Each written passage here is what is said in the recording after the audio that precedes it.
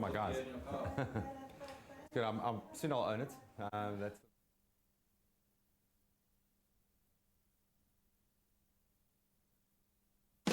I step into the day with the dawn ringing in my ears. Oh, well, I tune into my TV show.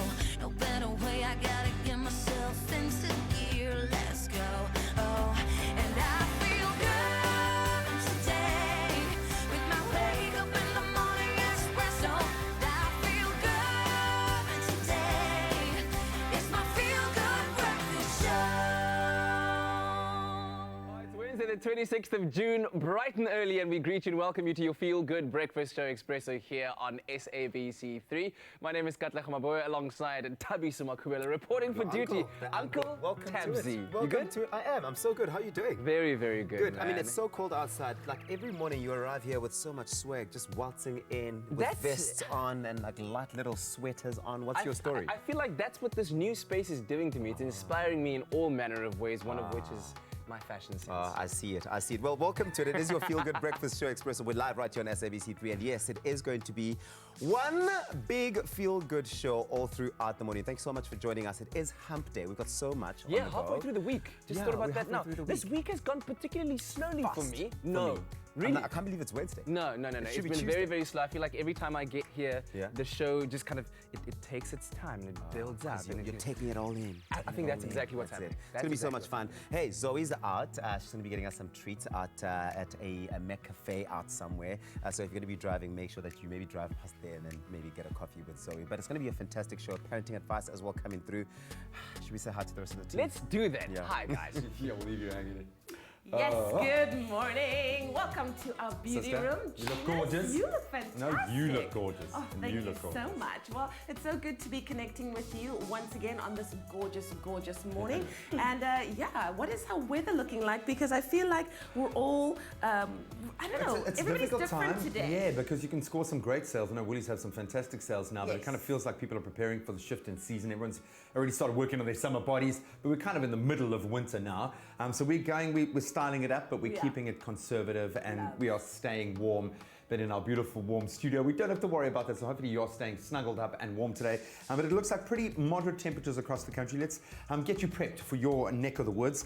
In Johannesburg, partly sunny today. Intervals of clouds and sunshine with a light northeasterly breeze. Cloud cover will be increasing towards the evening as humidity decreases. And those temperatures, as you know, are going to gradually decrease and then probably plummet at around 6 o'clock. In Durbs, rain expected, very uncharacteristic. I know a lot of people enjoying their summer holidays or their winter summer holidays in Durbs. Mainly sunny conditions with a shower in the area towards the afternoon. A northeasterly wind that'll be picking up towards the evening with cloud cover decreasing, and that humidity, obviously with all the inclement weather, is going to remain high despite the wind. In PE, partly sunny as well. Times of sun and clouds with an easterly breeze slightly decreasing in the evening, and that sky is going to clear towards the afternoon. Temperatures fluctuating throughout the day and humidity remaining pretty steady. Cape Town, partly sunny as well. Partly sunny conditions with cloud cover coming towards the evening. Little to no wind expected after the very blustering days that we've had. The evening approaches, humidity will be decreasing. Temperatures peaking at around midday, but they'll remain steady. So a pretty temperate day. Okay. You're prepped. And now you know exactly how to dress for the So day. pretty much this kind of vibe, but just have a cardio or a jacket or something you can throw on if you need to. Yeah. One thing, G, that I love that's been a trend for a while now, and we always talk about women, our makeup, our skin routine, but for men it's become just as important, right? Well, especially in this gig, and you'll know. I mean, I've become the beard guy. We were joking about the fact that I got sent about 90 beard kits on Father's Day because I've been, as you can see, growing a bit of a beard so I can ultimately just shave it all off. Yeah. I'm getting to that point, but I'm about ready to shave it off. Are you? I'm doing the old man beard stroke a lot now, which makes me, I think, look wise. Hey, I look really wise. But obviously, I'm hammering my skin in the process, so I've had to be a lot more conscious about what's going on above the beard line and what's going on below. So there's lots of obviously beard conditioners and ways that you can look after the skin beneath it. But I'm prepping now. I'm going to have to shave and obviously irritate the skin. So I've been trying to soften this. I would imagine I'm going to have like a baby's bottom-like skin underneath this beard. But for me, you're on camera. You've got really long days. I've got to manage the oil on my skin, and it's a big thing. And our makeup artists, they know us so well. Like, I mean, there's no personal space left in our environment, but there is something about having an oily skin that obviously it sends a particular kind of message, and we're up and down, we're running, we've got this beautiful new big expansive studio that we're charging around.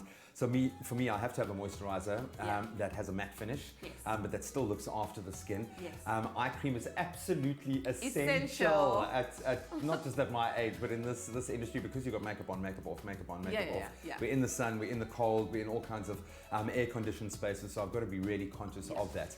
But ultimately, your skin is one thing that you're going to have with you. You're going to be wearing it for the rest of your life. True story. And I've now reached that like critical mass point where I'm starting to worry that in another 10, 15 years, I'm going to look old. So I want to make sure that you keep your skin elastic. You've got to look after yourself. And dudes, let's be honest, it's moved out of even that metrosexual space now. Looking after your skin is part of health and wellness. Exactly. It's an extension of yourself.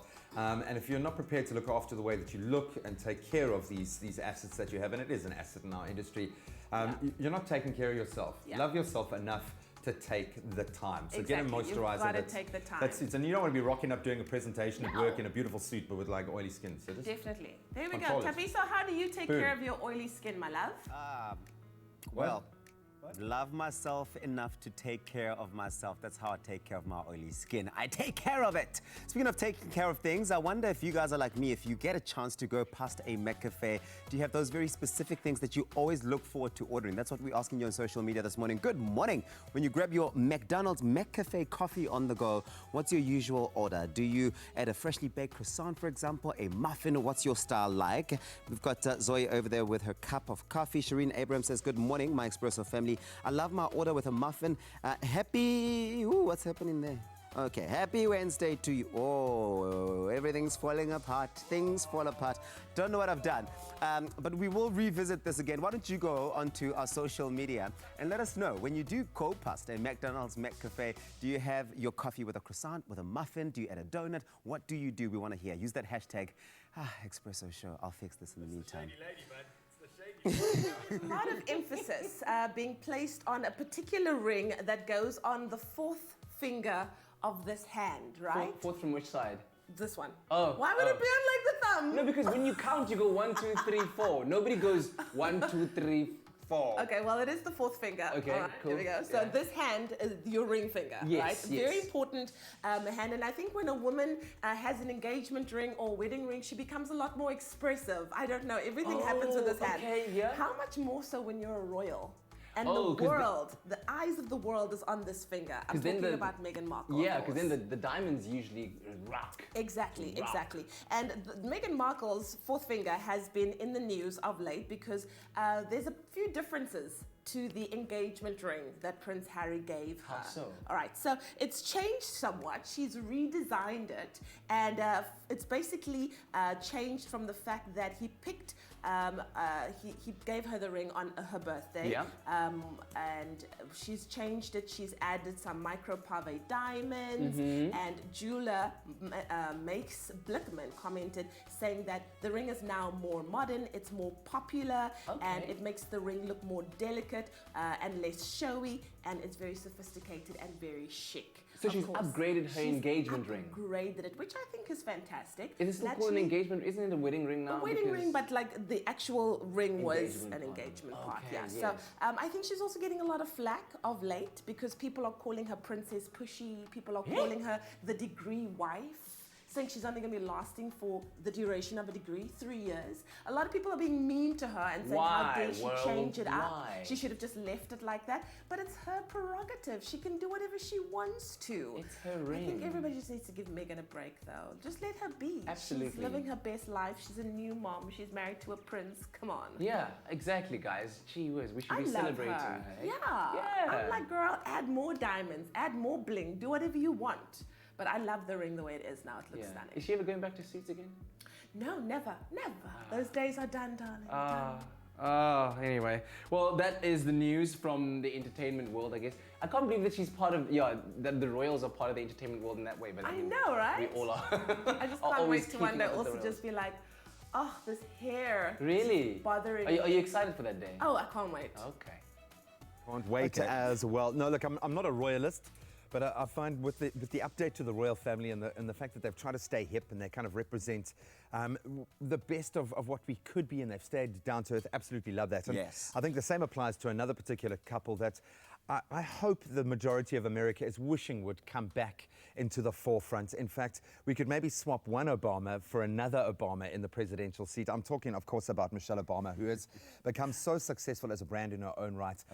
Author, she's actually a qualified lawyer, and she was a big part of Barack's success. And if you go onto his timeline, you'll see pictures of them together as a young couple and pictures now, and the fact that they've stayed together, stayed strong, support each other, absolutely love it. But she's become like this talisman, this bastion of hope for empowered women all over the world. And this is the message that she is choosing to send. And I love this quote, dude, and you're going to explain it to us. Give it to us so I can take it all in.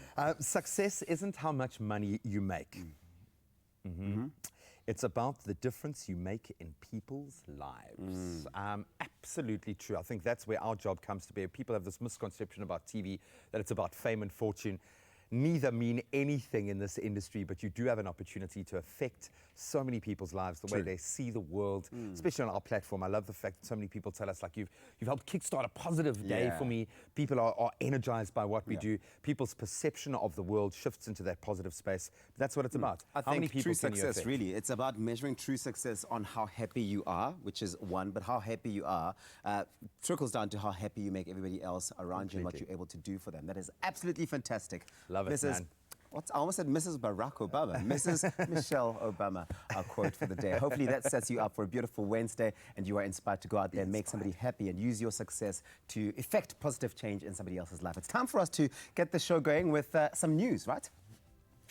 Absolutely. In the national news this morning, former President Jacob Zuma yesterday confirmed that he would appear before the Commission of Inquiry into State Capture from the 15th to the 19th of July. The Commission last week asked Zuma to do so after he was mentioned in statements and testimonies of various witnesses. While unemployment in South Africa stands at an alarming 27.6%, some employed South Africans earn salaries that are not enough to get by on. 29% of working people earned less than the national minimum wage of 3,500 Rand a month. On the international front, the world's developing nations are facing a stark demographic reality. A rise in world population by 2 billion people in the next 30 years to 9.7 billion in 2050. Now, the population of sub-Saharan Africa alone is projected to double by 2050, according to a new UN report. Hassan Rouhani said the measures against Iran's supreme leader unveiled by President Donald Trump would be useless and denounced US plans to target his foreign minister. And finally, mathematics is traditionally perceived as a difficult subject, but 28-year-old Dr. Simo Mthethwa from KwaZulu-Natal wants to break that stereotype. Mthethwa recently bagged a PhD in mathematics, making him the youngest black mathematician in KZN. Mthethwa says that he always had a passion for maths, long distances to school and challenging personal circumstances, being one of the 14 siblings, did not deter him. And now he wants other students also to learn to love mathematics. He reckons the subject's not the problem, but it's the system in which it's being taught that is flawed. Many good teachers are simply not sufficiently qualified to teach maths, he says. Mthethwa currently lectures mathematics at the University of KwaZulu-Natal. Now, where was he when I was in school? Well, time to take a look at what's happening in the world of sports. Here's Graham Richards.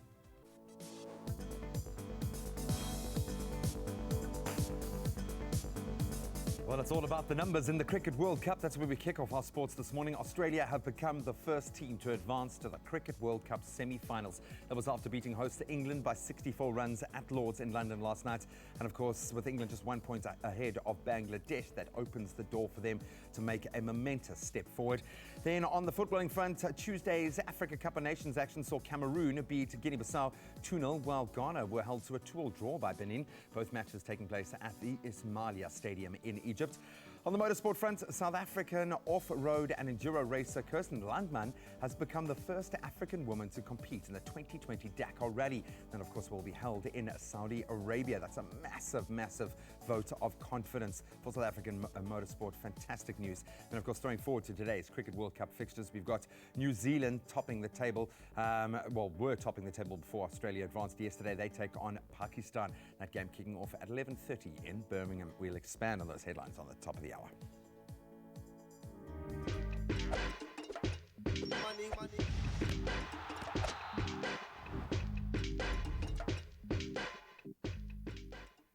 A quick weather check on this Wednesday morning, but as always, we start off by asking you to please send us your beautiful sunrise pictures from wherever you may be. And Hussein Michaels has sent us this beautiful sunrise picture from Durban.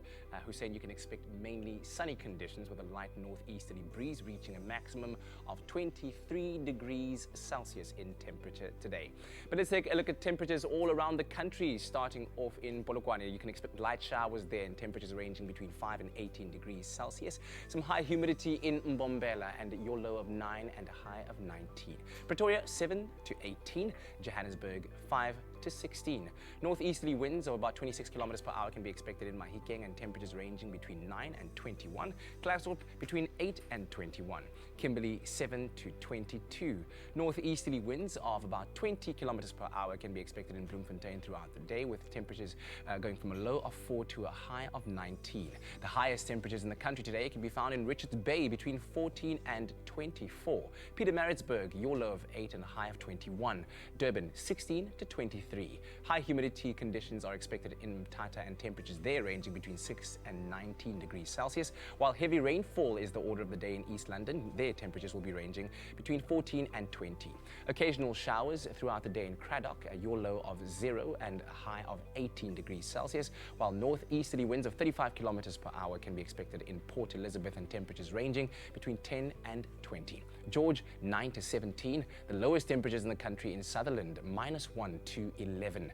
The mother city Cape Town can expect a low of 8 and a high of 18. Worcester between 4 and 17. Springbok 2 to 18 and Uppington 4 to 20, and sunny conditions throughout your day. But whatever the weather here is, we're hoping you have a wonderful Wednesday.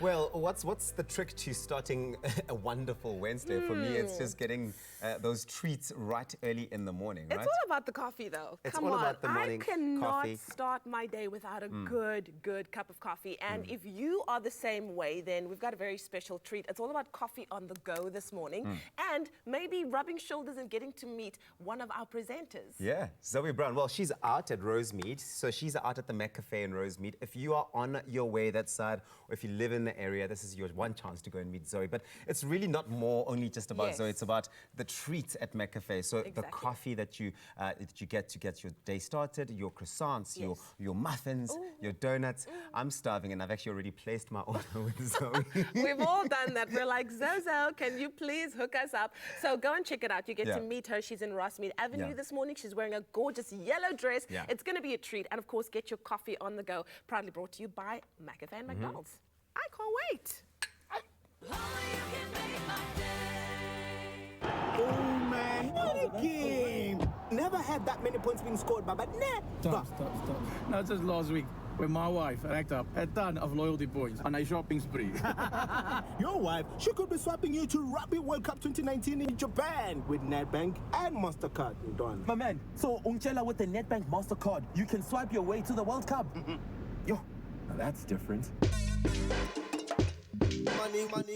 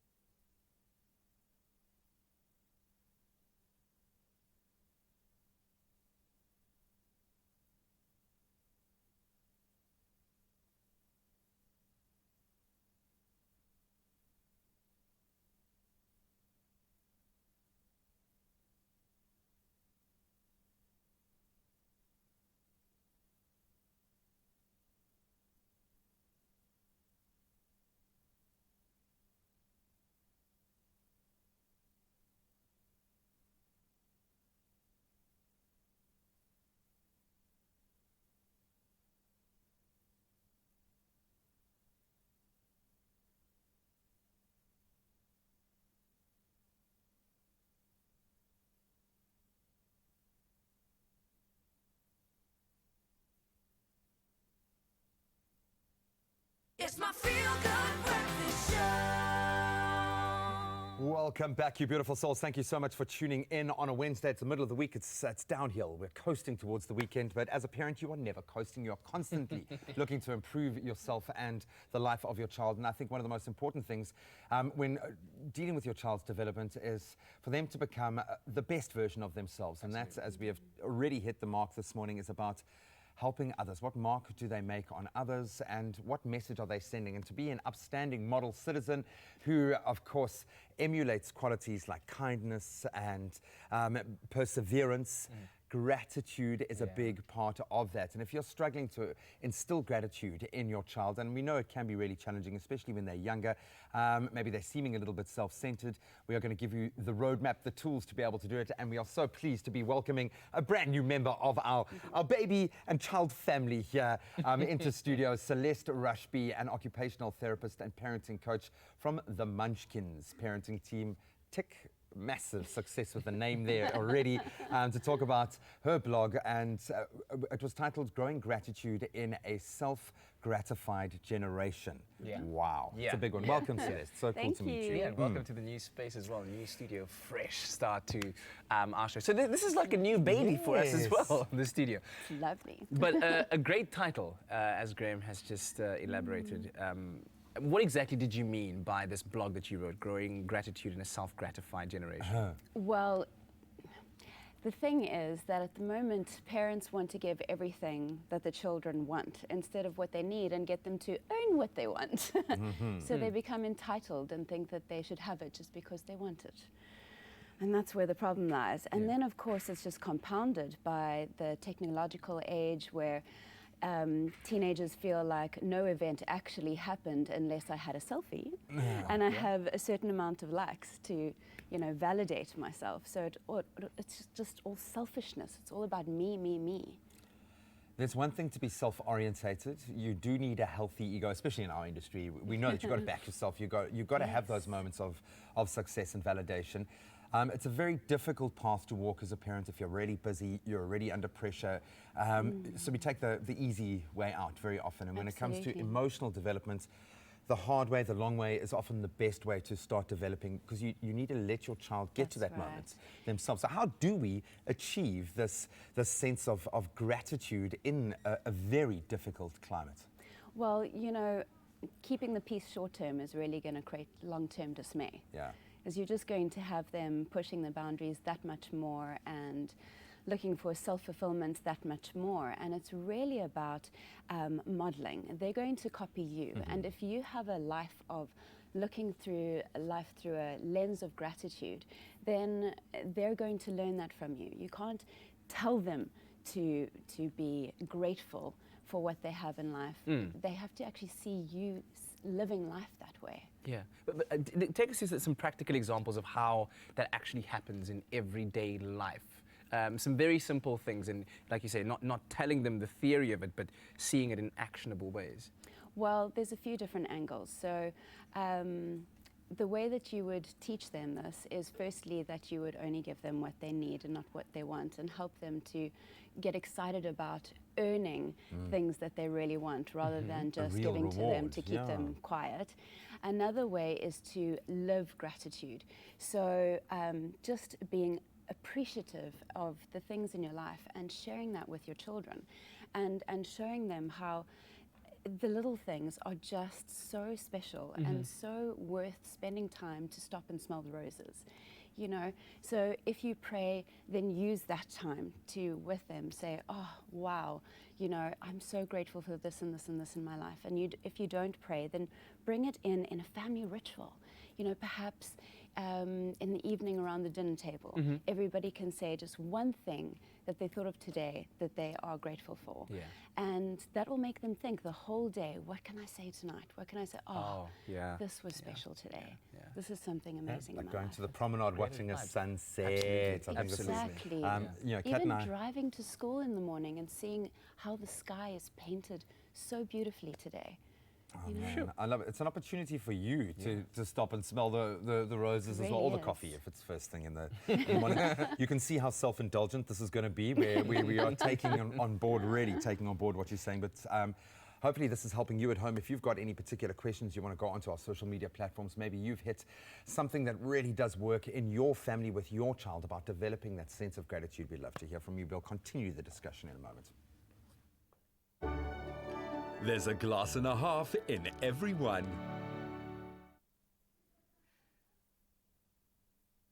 Now, a big part of what children crave the most is the ability to just be a child.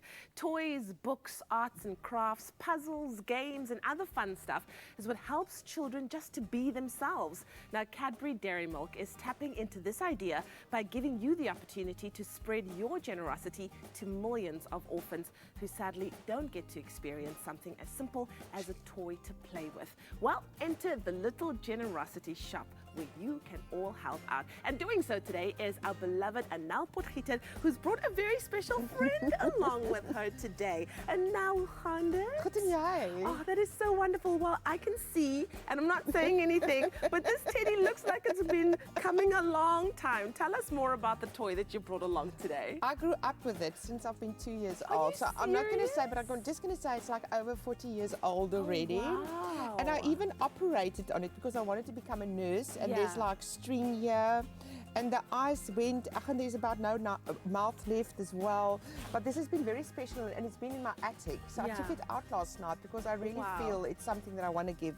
And I just want to say the name is just Teddy. Is it just Teddy? We didn't give names those days. It's just like, this is Teddy. Well, listen, this is so special because Teddy's come a long way. Teddy's been operated on. Teddy has definitely lived a long and wonderful life. What message of hope and inspiration do you have for the little orphan that might be getting this toy? I just want the orphan to know that Teddy loves them. Yeah.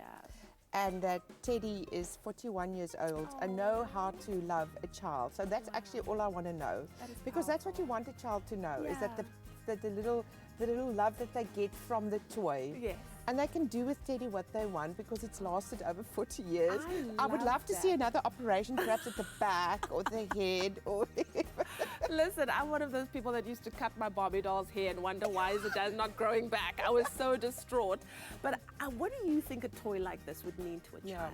I think it's what it meant to every one of us. Yeah. You know, because it opens up your imagination in the first world. You like talk to the toy the whole time. The toy becomes your friend. Yeah. You play with the toy. You dress the toy. It actually becomes your best buddy at a certain age. Yeah. Because Teddy was my best buddy. I love that. Till I probably got married. But it still seems to be your best buddy. You know, like the entire country is watching us right now. What do you think a little bit of generosity can do for a nation like South Africa? I think it's part of us to give the South Africans. It's part of us to give. And I think it's in our nature, and it costs such a little bit of money. The toys these days that you can buy is so cheap. I say just dig in your pockets, give a bit of generosity to the orphans in South Africa. I cannot imagine what it must be not to have a mom and dad. You know, just put yourself a bit in their shoes and just give. That's all I want to say. Just give. And now as you give Teddy to me, and I put Teddy in our little generosity shop right here. Please. Soft Teddy, I've got you.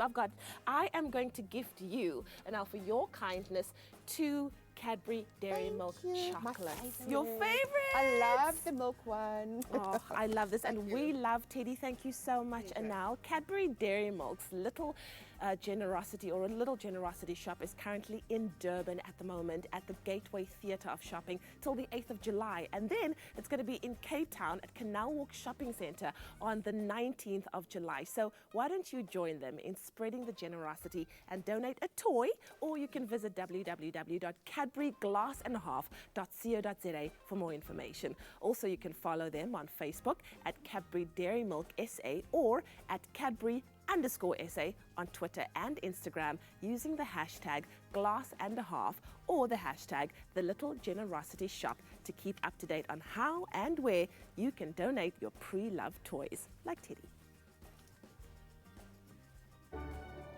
There's a glass and a half in everyone. And of course, this has been such a fantastic campaign. We've had so much fun with it. Yesterday, I was out in Durban at the Gateway Theatre of Shopping, and it's amazing to see how excited everyone is to be able to give their pre-loved toys or new toys as they come into the mall. Absolutely amazing. Yeah, and the little shop is going to be there up until the 5th of August. So get out there. I mean, Tabisa very kindly provided this gorgeous. What's her name? I went and I bought it from the shop. I haven't given it a name yet, but the special child is going to be getting it. You know, you're getting old when you no longer recognize the tools. I know this is from an animation. Yeah, it probably definitely something is. that's Definitely is. And it's not the Powerpuff Girls. No, it's not. No. That's the only. It's only not one. Frozen It's not either. Sophia. From It's Frozen. Not Sophia, no. Yeah. Just let it go. Maybe like, I don't know. Guys, I've got a very cool truck set. I'm just saying. man, it's right that's here. cool. And we don't need to be talking about the doll anymore. Yeah, The and we truck don't set's need to very name Do you know cool what as well. Jack would, Truck set, Jack would know. say? Drive the wheel. Drive the wheel. I want to Drive the wheel. Drive the wheel. That's what it's And that's the about. kind of joy that you hope to bring Yeah. with either, you know, if you'd like to, you can donate new toys or pre-loved toys, Yes. just like Anal did over there. It's just all about showing that little bit of generosity. It can be toys, it could be books, it could be games that you have. A Rubik's Cube is always a great way to go, I think. Yeah. Oh, well. I feel like. What, just to Child that gets frustrate that the is poor really child gonna for the- be Hey, stressed for a long it's a challenge. But listen, it's amazing. It's absolutely amazing. So far, I learned yesterday that over 36,000 toys have been donated since we launched man. this campaign. And so we That's can excellent. do it. We can reach for the hundreds of thousands. It really is 100%. dependent on you going out there, getting those toys in your house. Get your kids to be involved in it as well. Because I Yeah. saw lots of parents coming yesterday with their children, and the kids love to engage with it. And when you donate a toy, you get a chocolate for free. Absolutely. And also Cape Town, it's your turn from the 19th of July all the way until the 5th of August. Yeah. That's when you At can Canal Walk, donate yeah. at Canal Walk. That's when Yeah. you can donate at the little generosity shop. So get ready, Cape Town. Durban, you are on right now. Let's make our kids feel good because there's a glass and a half in all of us. Graham, I love your llama. Do you like my little llama? Hey, It's fluffy Dr. little Eve's llama. No, that's a llama, and it's soft and comforting. Cadbury Dairy Milk shines a light on the generosity alive in each of us. Bring your old toys to any of the Cadbury Dairy Milk's pop-up little generosity shops in major centres this winter and receive a slab of Cadbury Dairy Milk chocolate. Get to Durban's Gateway Mall Little Generosity Shop from the 25th of June until the 8th of July with your toys, and let's inspire a little more Cadbury Dairy Milk goodness in the world.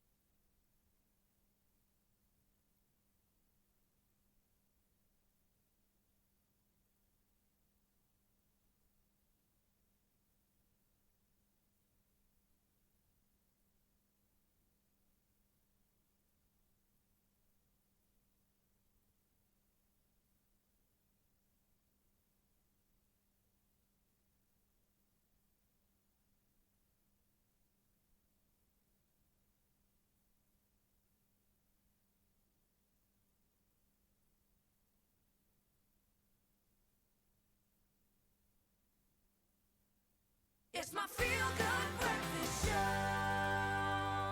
It's a Wednesday morning. Welcome back to your Feel Good Breakfast Show. We are live, large, and in charge. Hanging out with Celeste Rushby, occupational therapist and parenting coach.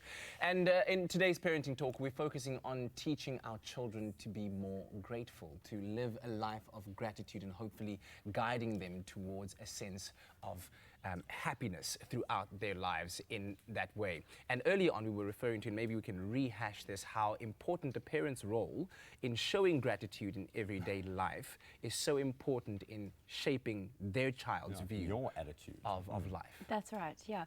I mean, it's more caught than taught, right? If you keep telling your children, you know, you should eat your food, there's starving children in China. Yeah. That's not going to work. The Stock guilt trip standard, doesn't work. But when you show gratitude, when you sit down and before you eat, you pause and you go, I am so grateful for my meal today. Yeah. That is going to rub off on them.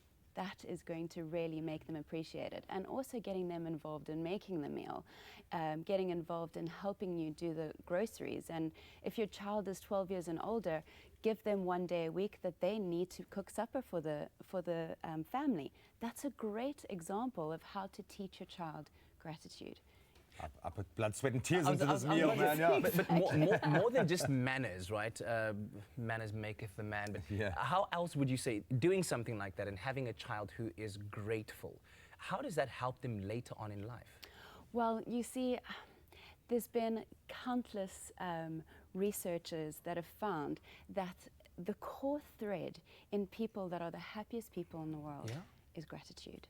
That is the single thing that each one of them, they all have. Yeah. Because the thing is, gratitude is the thing that brings you joy on the inside, peace on the inside, so that you can weather the storms.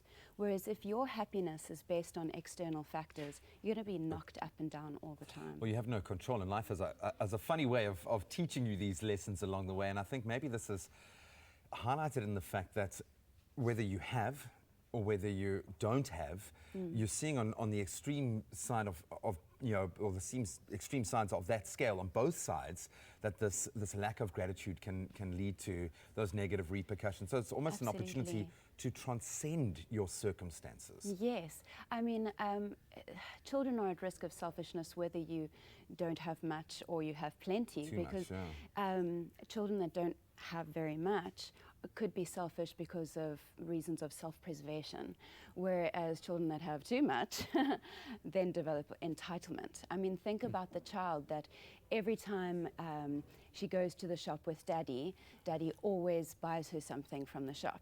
This is not then something that she's thankful for. It's something that she goes, where is my chocolate, Daddy? Why don't I get one today, Daddy? Rather than, thank you, Daddy. That was so kind, when it only happens once in a while. You know? Wow. Once you've earned it. Sure. And so with that being said, and with the focus on gratitude and growing grateful children in a self-gratified generation, what would your final words of advice and tips be to parents out there and to the little ones? Well, you know, I could speak on this for hours, but let me give a quick little tip. So I think a lot of parents fall into the trap of trying to treat their children too fairly. So the one needs a pair of shoes and they go, oh, shame, and get the other one a pair of shoes as well. It's the one child's birthday and they're, oh, but shame, let's get that one a birthday present or a little gift as well, because shame, that one's getting a lot. And that is creating entitlement. We want to teach our children to be happy for those that are happy and sad for those that are sad. We want them to not, I mean, think about it. Imagine if your friend got a new car and you got jealous, so you keyed their car because why didn't I get one? Well, that's exactly what. It's okay, it's already repaired. This is what we're teaching our children, that they should be upset. But that's incredible, if somebody else gets something that they don't. You know, there's just to kind of, first of all, thank you so much, because you've lit a number of little fires there, but I think these are life skills that are essential as an adult.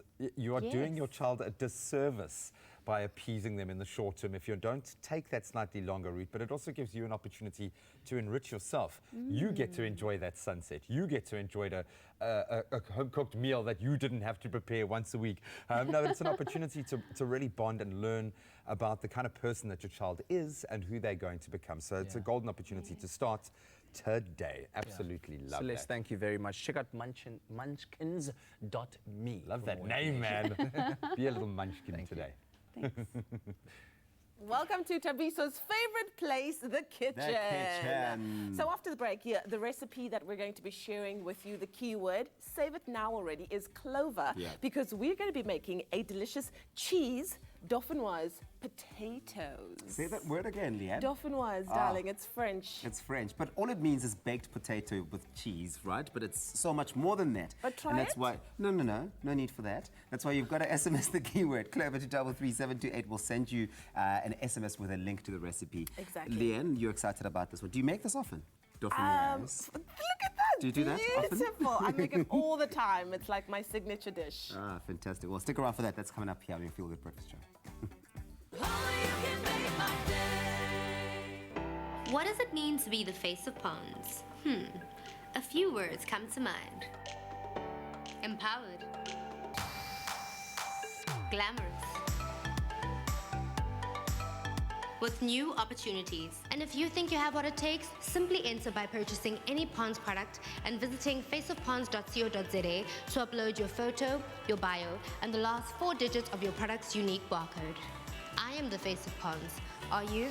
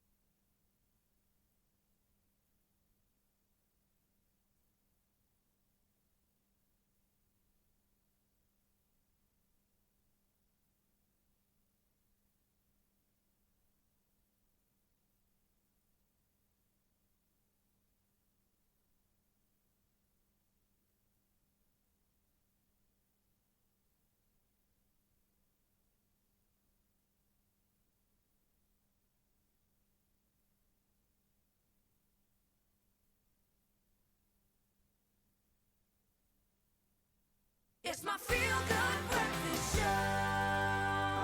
Happy birthday, a very happy birthday to you.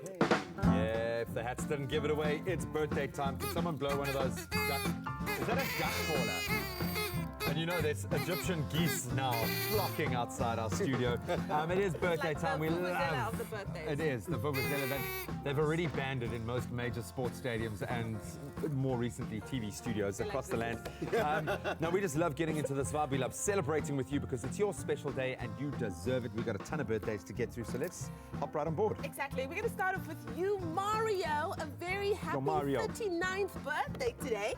So this message says, happy birthday to you. May God bless you more than you've ever dreamed. Have an awesome time in Mauritius. Lucky man. Ooh, Lucky man. With lots of love from your sister, Cherie. Also, a happy 40th birthday to Junaid Khan. And this one says, may you have an awesome day. Lots of love from Imtiaz, Samira, and the kids. Happy 40th! Happy birthday. It's a big one, buddy. Enjoy it. Yeah. Really good. And happy birthday to Jermaine. I hope your day is as awesome as you are. May God bless you more with love from your kids, Nakita, Beckham, Haley, and Haylene, as well as your young, your granddaughter, Alexis. Happy birthday. I love that. Here's another one.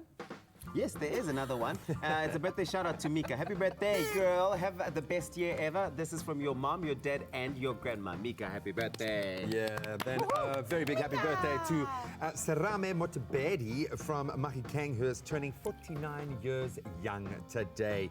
Happy birthday, Sarame. We absolutely love you this morning because it's your birthday.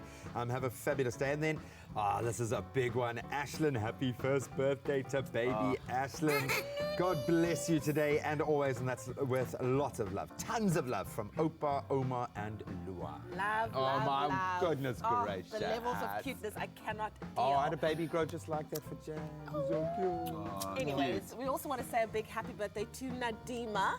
May God richly bless your life. This message says, I hope that you have a blessed day and stay as sweet as you are, from Clinton Jacobs. Shoo! That's model vibes right there. I love it. Giving us that Beyonce. Solange Beyonce energy. Clinton hasn't referenced who he is in the mix there. Listen, only they know. Only they know. Also, Granny Benita is turning a whole 68 years old today.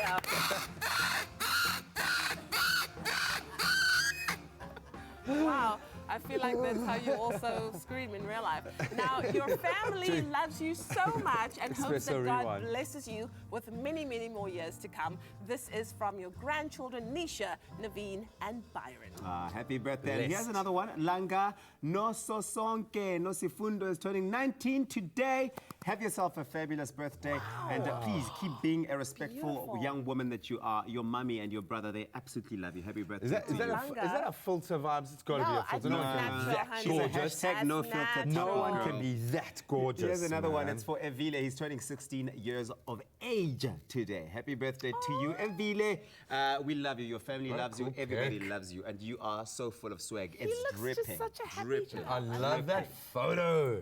Those are the kind of photos you should be posting. That's really awesome. And then an extra special one because it's kind of part of the family, part of our extended family. Uncle Lucia is very proud of you today, Saskia. Happy 12th birthday. That's a really cool birthday. That's to our firstborn, Saskia Albertine. That's from Mommy, Daddy, and Isaiah, who love you to the moon and back. And of course, your uncle loves you even more. But we all love you, Saskia. Happy birthday, sweetheart. Mwah. And happy birthday to everyone. As you can see, we really love celebrating with you on your birthday. And if your loved one has a birthday coming up or you would like to wish them, you can show them some love on our WhatsApp line. All you have to do is send them a message by video. Please send them those videos. All you have to do is send that to 071 640 6551. Or you can even email us at birthdays@cordova.tv. We love celebrating Please send a video and give us 24 hours lead time as well, because we don't want to miss you out. Can you give us one more of those duck calls, please? Come on. Happy birthday. We need to keep Clover Fresh Milk is the #1 milk brand in SA, made with love by Clover. Well, the question of the day in the kitchen is, are you tired of those chips and mashed potatoes? Yes, I hear a resounding yes. Well, it's time to mix things up a little bit this week and try your hand at making clover cheese dauphinoise potatoes. They're creamy, cheesy, and packed full of flavor. And here to show us how to make or take the humble potato to a whole new level, in fact, turn it into a kitchen superstar, Grace Stevens, a superstar in her own right. Welcome to our new space, to our new kitchen. This is fabulous. I love it. Right? I love this. It's like walking into sunshine, isn't it? It really is. And this dish is a bit of a sunshine dish during a cold winter. I think this is the perfect dish to have with, I don't know, like a soup or something. And you want something on the side. I think it's just delicious. Wrapped in a blanket or your favorite gown at home. This is exactly what you want to be getting into. So how do we make this dish? This dish, as fancy as the name is your humble potato bake. So we're going to start over here. I've got my clover milk in here. Let's put it on the heat, and I've just brought it up to a simmer, and then I'm going to add my clover cream. This is going to really make it nice and rich and delicious. So there goes my clover cream. And the sauce is what's most important when it comes to a potato bake, right? It is. You've got to get the balance of flavor right. What we're doing is we're baking these potatoes in cream and milk, which is just the absolute ideal. Got some thyme going in there, and I've crushed some garlic because, of course, garlic and potato are best friends. Oh, yes. Let's put these babies, I've made these nice and thin, these potatoes. And now my milk and my cream is nice simmering there. I've forgotten a potato. I'm just going to put most of this in. That's all right. Listen, sometimes a chunky one is a good one. Yeah, this is a bit too chunky. Someone famous once said that. Right, so this just boils for about 3 or 4 minutes. You just want those potatoes to go a little bit soft. Yes. Okay? Yeah. Make sure that when you slice them nice and evenly. You want an even bake on your potatoes. Okay, excellent. All right. So And you'll then, let that do its thing. so you do this thing, so fast forward. All right, and I load them up into my oven-proof dish. Okie And of course, if you're going to have a fancy dinner party and you've made lamb shank or something like that, then you can put them into small individual ramekins, and then they're a really, really nice way to serve your potato bake. So we pop all of this in here, minus the thyme. You can take the thyme out. Okay, I'll take the thyme out for us. And don't put your big garlic clove in here either, because that's an unwelcome friend in your mouth, eh? Well, depending on your palate, I guess. For me, garlic is just the absolute king of flavor. So. And a big whole chunk of it, maybe not so. A true relationship tester. You are so right, yes. So then I just... So you're going to layer? Nice and even layer. Yeah. And then? And of course, don't forget to season potatoes, because they really need a good season. So a bit of salt and pepper. Let me help up with the... I've got some pepper here. There we go. Let it do its thing. And then you can put some leftover of your... So you're not going to let go of that sauce, right? I mean, that... No. Okay. Not at all. Is that about enough? I think that is perfect. Excellent. Absolutely perfect.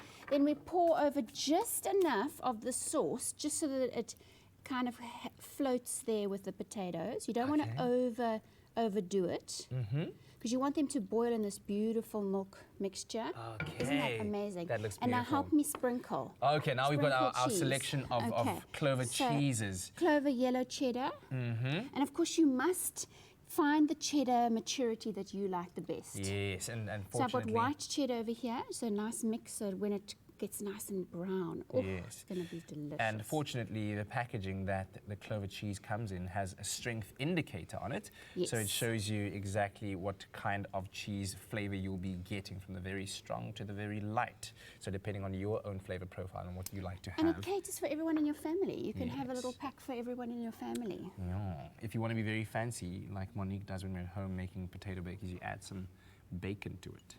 I love bacon. That's what's a little in your dauphinoise. This baby goes into the oven, 180 degrees for about 40 minutes, but you must watch it. Because you want it to go nice and golden brown like that, and get your cheese to go all nice and bubbly, and then you serve it. Serve it warm. Yes. You want it to be served nice and warm. Absolutely.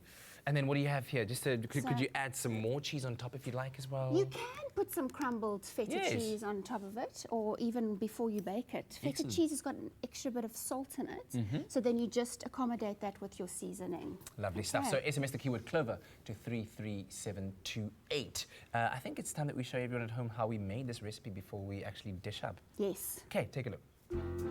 Looking for a decadent potato side dish but tired of mashing potatoes? Then try your hand at clover cheese dauphinoise potatoes. Inspired by the French, this potato dish is packed with cream, cheese, butter and milk. Pour 1 cup of clover full cream fresh milk into a pot. Add 1 cup of clover fresh cream, 3 sprigs of thyme, 3 bashed garlic cloves, and salt and pepper to taste. Stir the milk and cream mixture, and once simmering, add about 6 thinly sliced potatoes and cook for 3 to 4 minutes. Then remove the potatoes with a slotted spoon. Layer the potatoes in a baking dish. Next, remove the garlic and thyme from the milk mixture and pour it over the potatoes. Cover with loads of clover cheddar cheese and bake at 180 degrees Celsius for about half an hour until golden. Become best buds with your spuds. This is the creme de la creme of potato dishes. In fact, they're so posh your friends will go ooh la la. Made with love by Clover. There you go, SMS Clover to 33728 and make your own Clover creamy cheesy dauphinoise potatoes for your winter dishes. It's absolutely très magnifique. Yes. You're gonna have a Feed bite. me, Gracie. Ah. What's the verdict? That's lovely. Oh, Très magnifique. oh, Très, there's nothing très like the smell cheesy. of melted cheese Très to start your creamy. day. Oh, Très delicious. oh, Très, très. I love it when you talk like that. That's right. Clover Fresh Milk is the #1 milk brand in SA. Made with love by Clover. Okay, so your Feel Good Breakfast Show continues. The Feel Good is still flowing on this beautiful Wednesday. It is hump day. There it is. Over here, it's going to be so good. Listen, Zoe's out at Rosmead. Yes. Have you placed your order? I did actually, but you know, our crew is there as well, so they were even asking me yesterday. It was a long day yesterday. So Kirsty, one of our team members who I absolutely adore, she was like, "What do you want? What do you want? What do you want?" Yeah. Where's Zoe? There's I have a Zoe. feeling. There Hello, Zeeble Z's.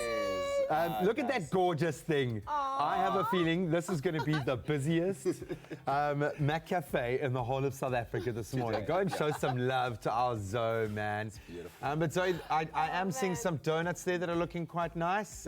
We love you, Zoe. We miss you. We'll see you in a moment. Don't forget the poppy seed muffin. You're going to go with the... You're gonna go with Get to a crazy store in your town this school holiday and discover a treasure trove of arts and crafts for the whole family to enjoy, as always, at great value. Paper, paints, modeling clay, sketchbooks, glitter, crayons, aprons, rubber stamps, ribbons, felt tip pens, learn to paint sets, and a whole universe of creative fun at crazy good value. Only at the Crazy Store. Holidaying near or far, there'll be one just about wherever you are.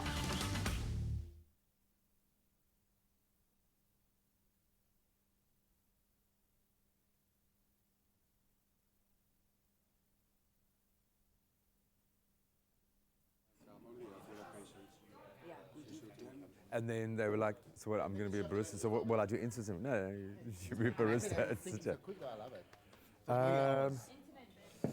you guys will give me a stomach ache because you're so useless, man.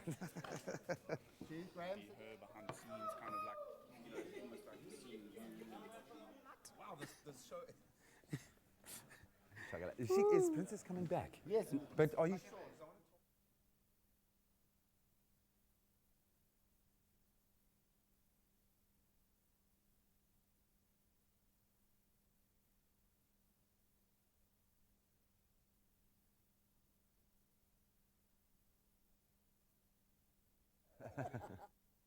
Do you like it?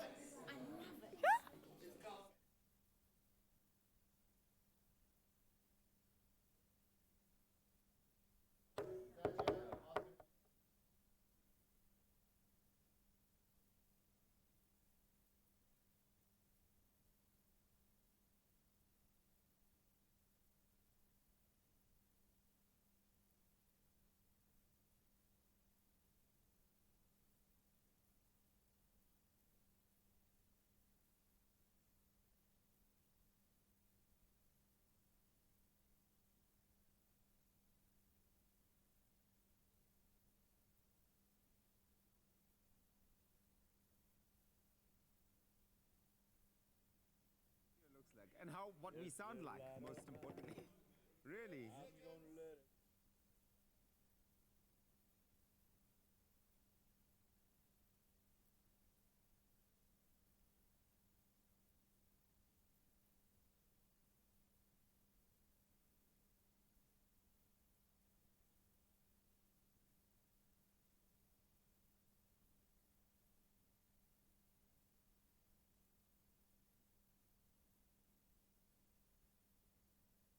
It's my feel-good breakfast show. Welcome back to your feel-good kickstart to the day. My coffee's gotten a little bit cold. I'm going to have to refresh this. Yeah, you need to. I absolutely love it. Thank you for joining us. Can you believe an hour already under the belt? Boom. And it feels so good. Still lots more coming your way this morning. We've got Eitan Stern in the house. He's already stepped in. We're talking rules of the road this morning. You don't want to miss it. But first, let's find out what's happening all around the world with Leanne in the news. In the national news this morning, former President Jacob Zuma yesterday confirmed that he would appear before the Commission of Inquiry into State Capture from the 15th to the 19th of July. The Commission last week asked Zuma to do so after he was mentioned in statements and testimonies of various witnesses. Zuma's lawyer, Dan Mancha, says that he's looking forward to appearing, even if he isn't furnished with questions beforehand. The Commission says its lawyers have been in talks with Zuma's lawyers since April to discuss giving him an opportunity to appear before the Commission. While unemployment in South Africa stands at an alarming 27.6%, some employed South Africans earn salaries that are not enough to get by on. According to a new study by recruitment platform Giraffe, 29% of working people earned less than the national minimum wage of 3,500 Rand a month. For those earning above the minimum wage, the average salary was 6,400 Rand. The platform analyzed its database of close to 1 million medium-skilled candidates to generate an accurate representation of salaries for junior to medium-skilled employees in South Africa. Now, on the international front, the world's developing nations are facing a stark demographic reality, a rise in world population by 2 billion people in the next 30 years to 9.7 billion in 2050. Now, the population of sub-Saharan Africa alone is projected to double by 2050, according to a new UN report. Of the 9 countries, which will make up more than half the projected growth of the global population, 8 are in Africa and Asia. Around 2027, India is projected to overtake China as the world's most populous country. Iran's president yesterday responded with defiance to the latest sanctions imposed by the US. Hassan Rouhani said the measures against Iran's supreme leader unveiled by President Donald Trump would be useless and denounced US plans to target his foreign minister. The moves showed the White House was mentally retarded, Rouhani added. Last week, Iranian forces shot down a US surveillance drone that they said had violated Iranian airspace, but the US insisted the drone was flying over international waters. And then finally, it's been 1 year since the world held its breath as the miracle drama of rescuing the 12 members of the Wild Boars soccer team and the 25-year-old coach from the Tamluang cave after being trapped inside with little food or water for 17 days unfolded in Thailand. This week, the team revisited the site of the harrowing cave rescue to honor former Thai Navy SEAL diver Saman Gunan, who died during the rescue mission. On Sunday, several of the boys and their coach, as well as local and foreign divers, participated in a marathon and bike ride to raise money to improve the Tamluang cave. The boys are now aged between 12 and 17. Well, that was your 7 o'clock news update. Let's get another look at what's happening in the world of sport. Here's Graham.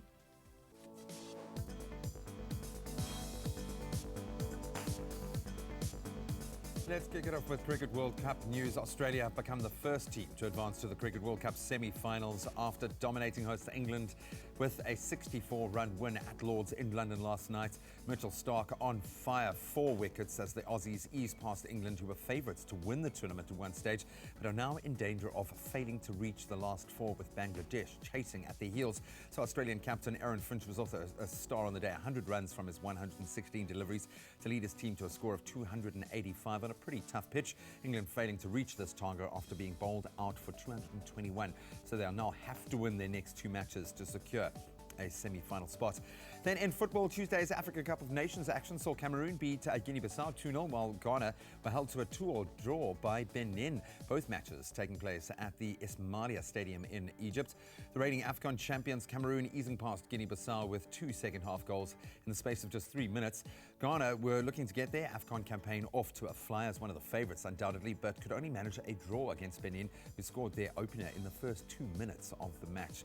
Then on to motorsports, a very important time for South Africa. The South African off-road and enduro racer Kirsten Landman will become the first African woman to compete in the 2020 Dakar Rally to be held in Saudi Arabia. Landman, from KwaZulu-Natal, who started her professional racing career at the age of 22, which is quite late in the racing game, has now competed both locally and internationally and is a shining light in the sport.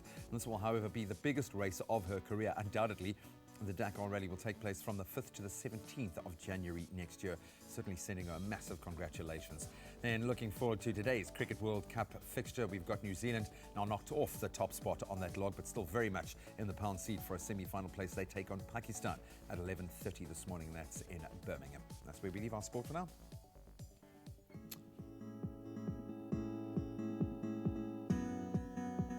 Thank you, Graham. Let's take a look at your roads this morning. We start off in Gauteng, out in Sandton. Please take note of this. There is congestion on Linden Street between Grayston and Daisy. This is due to construction work and a partial lane closure inbound. Please do make use of Catherine Drive via Pretoria Avenue as an alternative route.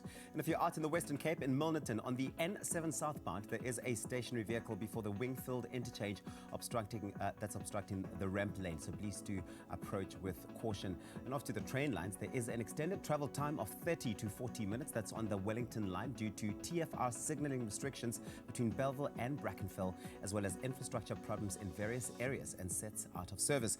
That's where we leave it for now. The next report right after about half an hour. Here's Kat with a look at your weather. Don't fear the flu. Boost your immune system with Effaflu C Immune Booster by Pharmadynamics. Effective, affordable healthcare. Yeah, a quick Wednesday weather watch. But of course, before we do that, we've asked you to send us beautiful sunrise pictures, and we've received a spectacular blue skyline from our regular photographer, Ntokozo Makatini from Johannesburg. Thank you very much for that. Now, the current weather conditions are partly sunny with a light breeze expected later on in the day, reaching maximum temperatures of 16 degrees Celsius. So good luck to you, Johannesburg, today.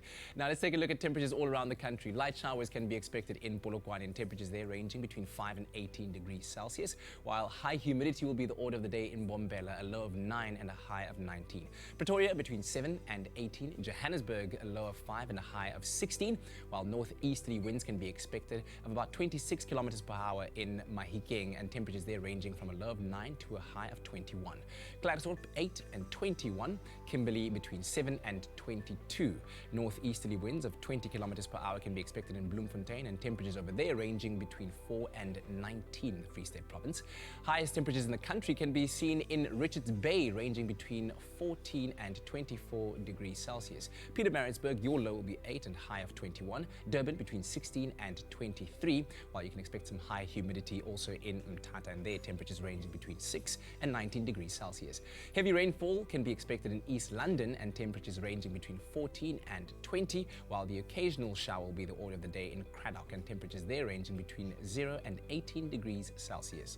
Northeasterly winds of 35 kilometers per hour will be the order of the day in Port Elizabeth, and temperatures will range between 10 and 20, while George can expect a low of 9 and high of 17. The lowest temperatures in the country are in Sutherland, -1 to 11 as maximum.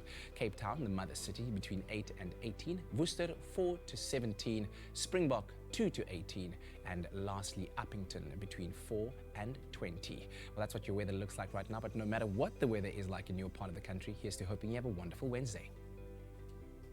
Warm up on those chilly mornings. In fact, how we kickstart any day is with a good cup of Java, obviously from Mac Café. And we love the fact that we've got this partnership and instant access, never-ending access to coffee. But the big question this morning we're asking you is, what do you choose to partner your coffee with? And Zoe, of course, is at the Rosemead Mac Café this morning. Go and show her a little bit of support and love. And we are asking you what you enjoy, and it seems by a vast margin, It's muffins. Everyone's loving muffins, maybe a bit of a croissant. It's a donut for me. Muffins, muffins, muffins, muffins, a donut. More sugar, more energy, more love. So you can go and order exactly what you want along with your cup of Java at Mac Café this morning. And if you are in the area in the southern suburbs, get down to the Rosemead Mac Café, because that's where right now our Zoe is. Okay, well, listen, it's always so much fun to be out out of studio and to be out and about meeting all of you. And this morning I'm in Rosemead at the Mac Café, the McDonald's. It's quite a big one, so you cannot miss it. And I know winter is in full swing. Everyone needs that extra cup of coffee in the morning. And I met Jeremiah this morning as he came to place his morning order. Good morning, and Good thank morning. you for let us interrupt your morning routine. Not a problem. But tell me, Jeremiah, you're a coffee drinker because you stopped at Mac Café this morning to pick up a cup of coffee. How do you normally like your coffee? Definitely strong, hot, and I normally come in for the cappuccino. Sometimes I need a bit of espresso just to kickstart my morning, but I love it. Okay, well, listen, I'm loving the way you're answering that. And tell me, Jeremiah, when you come and collect your coffee, do you normally pick up a sweet treat or do you prefer just the coffee? Depends on the morning, but normally I would go for maybe a breakfast wrap or just something sweet. So it depends on the morning. Okay, so what type of morning is today? What are you ordering? Today it's only a cappuccino. Okay. Thank you, Nolufefe. Thank you so much. This one is yours. Thank you. Thank you. Well, for taking some of your time, we want to give you that cup of coffee this morning. Thank you so much. And you sure you don't want anything to eat? No, I'm fine. Thank you. And Jeremiah, where are you off to now? I'm off to work. I work for Old Mutual, so I'm based in Wynberg. Okay. I'm a financial advisor, so Busy day ahead. Busy day ahead. How many cups of coffee do you find yourself drinking? It's about three.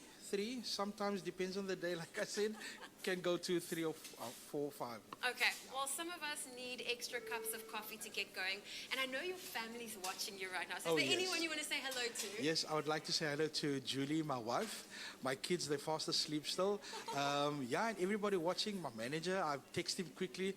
Damien Jacobs, thank you. What time do you have to be at the office? I need to be at the office at 12:30 because I've got a meeting starting now. Okay, well, listen, you've got 15 minutes to go. And that's what's great about this Rosemead Mac Café and McDonald's is it's nice, quick, and easy to quickly get something on your way to work. Jeremiah, have a fantastic day. Thank you so much. Thank you. Thank you. And if you want to be like Jeremiah, come on down. We're at Rosemead at Mac Café here at the McDonald's. You cannot miss us. Come say hello. I'll get you a cup of coffee on me. So come on down. And of course, let us know on our Expresso social media pages, how do you love your morning coffee, especially the ones on the go? Do you prefer a cappuccino with a croissant, or you perhaps a donut or a muffin girl? We would love to know, or a boy, let us know. We would love to know from you and connect with us with that hashtag Expresso Show. Enjoy a moment in between with Mac Café. See you after the break.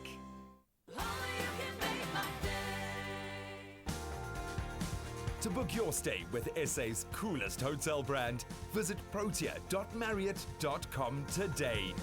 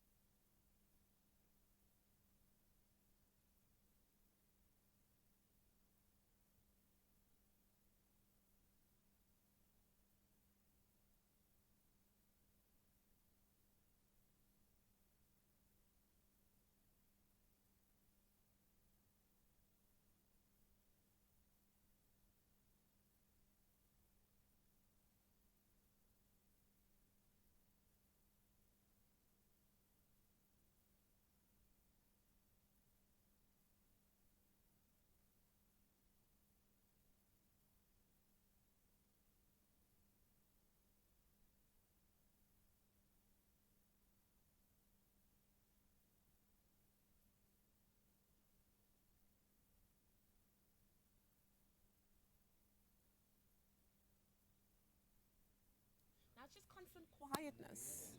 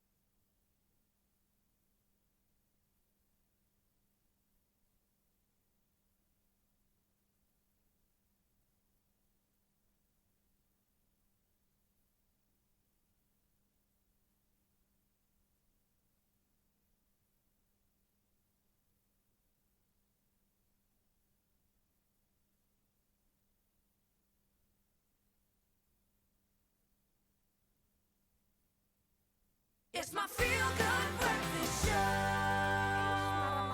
Welcome back to your Feel Good Breakfast Show. It's a Wednesday morning. We're live, large and in charge, midway through the week, and it's time for another edition of our Wednesday feature where we focus on the unconventional side of the law. It's called So Now What? And we're joined once again by our expert lawyer and director at legalese.co.za, Eitan Stern. Thanks very much for being here. We love you, Eitan. The situation that we're describing today. Just contextualize it for us very quickly, because this gets me, hey? You're stuck in traffic, Yeah. you know, late for work, Yeah. and the queue for the off-ramp is about 2 kilometers long. You've just made it to the end, and then You've been dedicated. You've been in that lane. Yeah, just inking. Now somebody pushes right in before you, before the turn-off, and now expletives are jumping out of your mouth. What a way to start the day. So what now? So now what? What is your legal right? Yeah. It's not to take a baseball bat, and you're not allowed to do that. Because in all truth, you've been in that dedicated lane that you should be in. Someone jumps onto the shoulder, they speed all the way down, and then right when you need to be doing that turn, they want to get in there. So I think there's two types of people in this world. There's those that wait in queues and those that cut queues. I'm very proud to say I'm a queue waiter. You're an upstanding citizen, somebody who should be respected. But so is there actually a law against that? So interestingly enough, there's not a specific law around cutting into queues, but there are laws around driving recklessly. So certainly that could be considered reckless driving, number one. Yeah. And number two is generally in front of where the traffic converges, where the lane splits, it's generally a hard, solid line. Yes, and yes. if you did your learner's license ever or a driver's license, you would know you're not allowed to converge on a white It's a barrier line. You cannot cross that. You know? So it is definitely not allowed. It is also rude. And the third thing is it actually causes traffic. Yeah. If everyone just drove in line, there wouldn't be traffic. Exactly. And then you still ask. Yeah. I'm like, don't ask. That's the moment when they go, like that's the moment when my music goes really loud and I have blinkers. I'm not looking anywhere. Okay. Another thing that I'm always concerned about is motorbikes. Okay. And the constant weaving between lanes. Sure. Let's talk about How that. legal is that? Are they allowed to do that? Okay, so in the law, motorbikes and motor cars are actually under the same traffic regulations. So they're regulated the same. So technically speaking, bikes are supposed to, be behind cars and do the exact same thing. So it isn't legal to do that.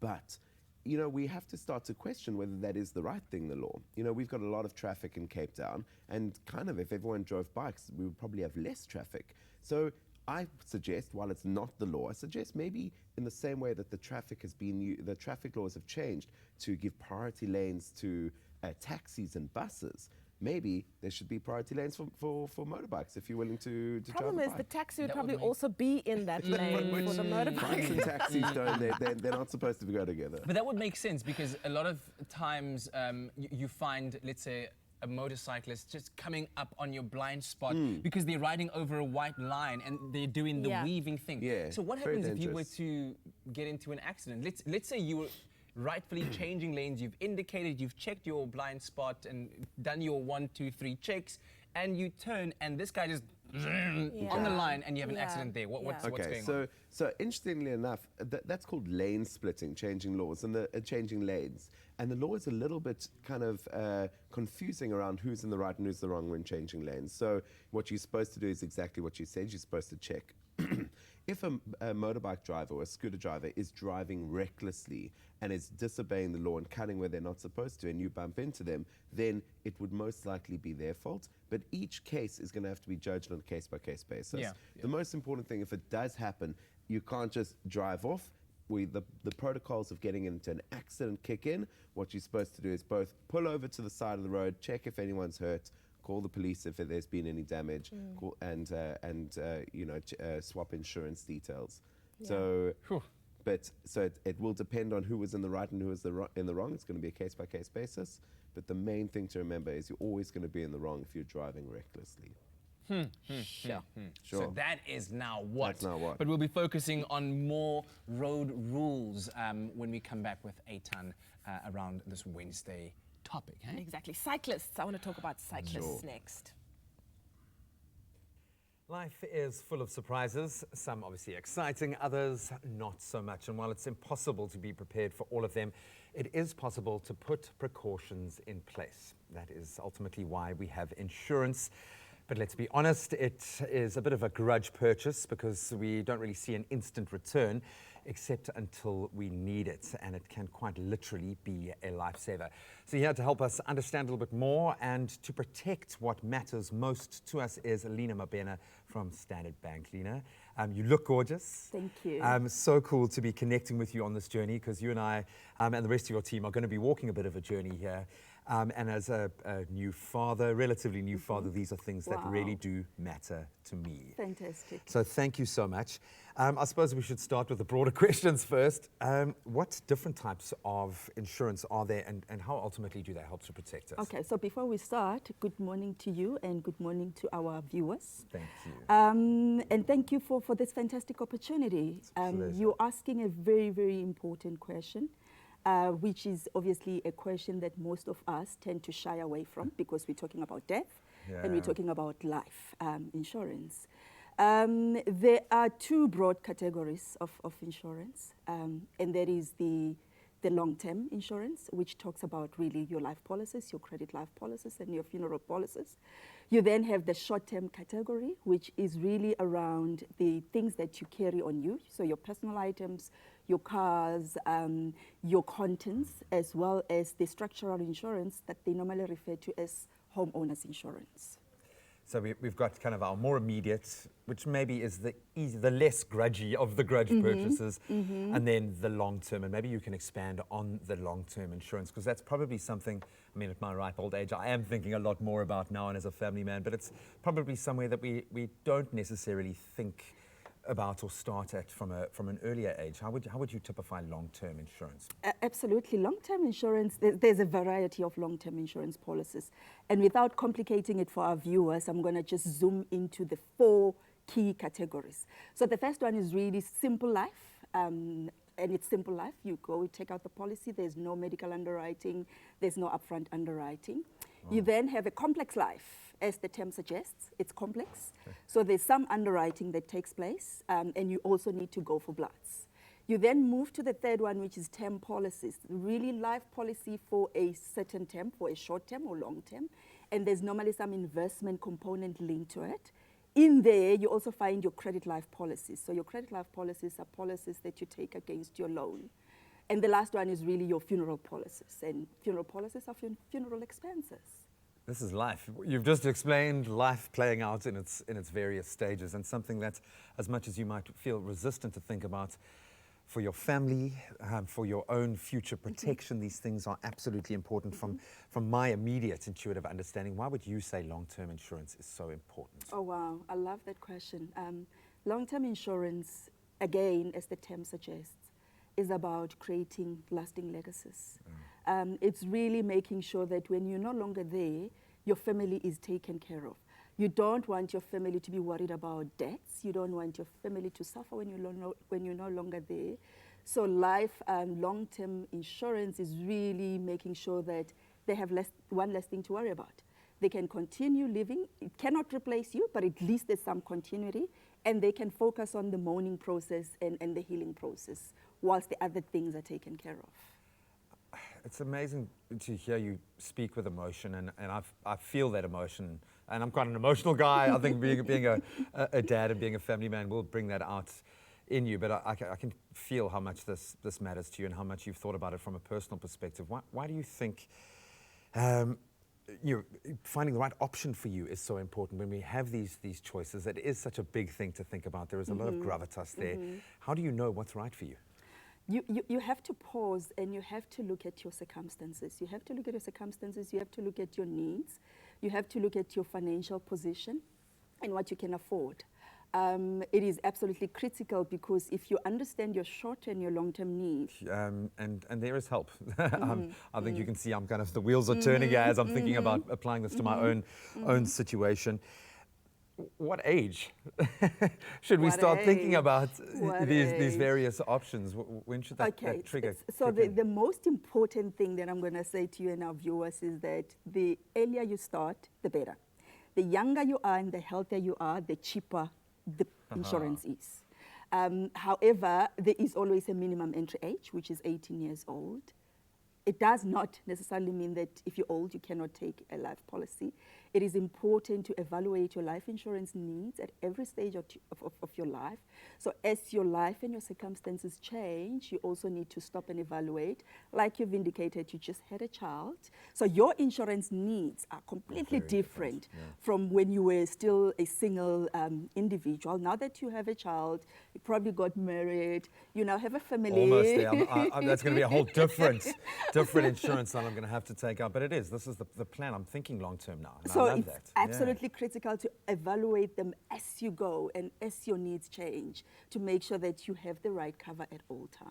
I absolutely love that. Thank you so much. I kind of feel like I've had a private consultation here that we might have to address after the fact. But it's amazing to hear you talk with so much authenticity from an emotional perspective. So thank you so much. Clearly, you are in exactly the right field, and this is obviously something that all of us get to lean on, and we can be a part of this journey. And it's something that really is vital to think about. As difficult as some of the subject matter can be, protecting what matters most to you is ultimately, let's be honest, the best investment that you can make. So begin considering those options with Standard Bank Insurance Brokers. Speak to someone who knows what they're talking about. We made it super easy for you. All you really have to do is SMS the keyword LIFE to 31492. That's 31492 for a quote and a callback, and you can ask those important questions. And the added bonus, when you SMS, you also stand a chance of winning one of 6 Samsung S10 smartphones. So get on it right now. You can get your quote today, and do remember that all those terms and conditions apply. Get an insurance quote and stand a chance to win one of 6 Samsung S10 smartphones. Simply SMS the keyword LIFE to 31492 for a callback and quote, and you could be a winner.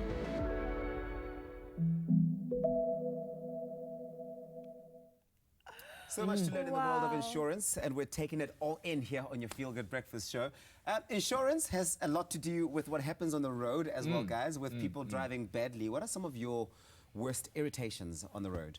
You know what? I think, because I'm usually I'm in traffic when it's like really peak traffic, okay? Yeah. So I'm one of those people that was taught from a young age, play in your barn, stay in your lane. Yeah. So if I'm in my lane and people all of a sudden realize they need to turn off, but you were in the wrong one and you try to get in there, no.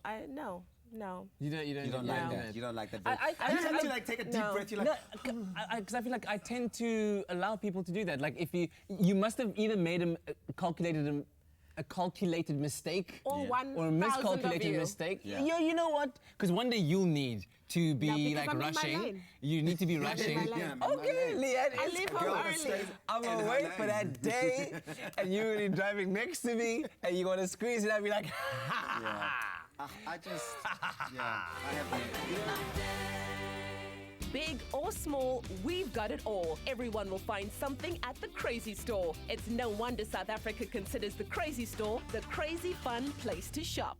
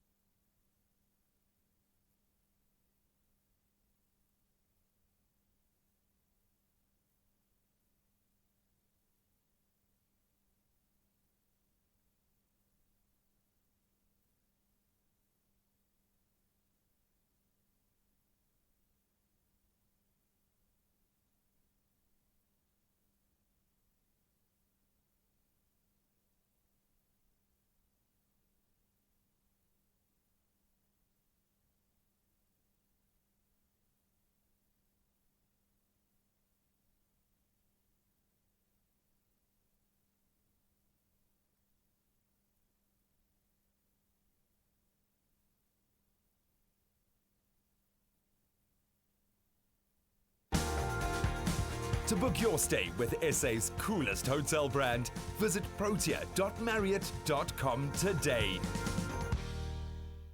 It's my feel-good breakfast show.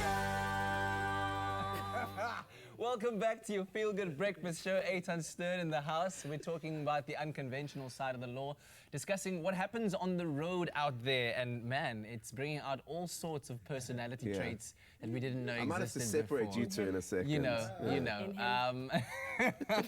I'd like to take All over. right, let's talk about cyclists for a moment. Cool. I think that's a very, very big topic. Lots of sometimes really tragic stories every so now and then. But are the same rules existing for cyclists as it would exist for motorcycles? Okay, definitely not.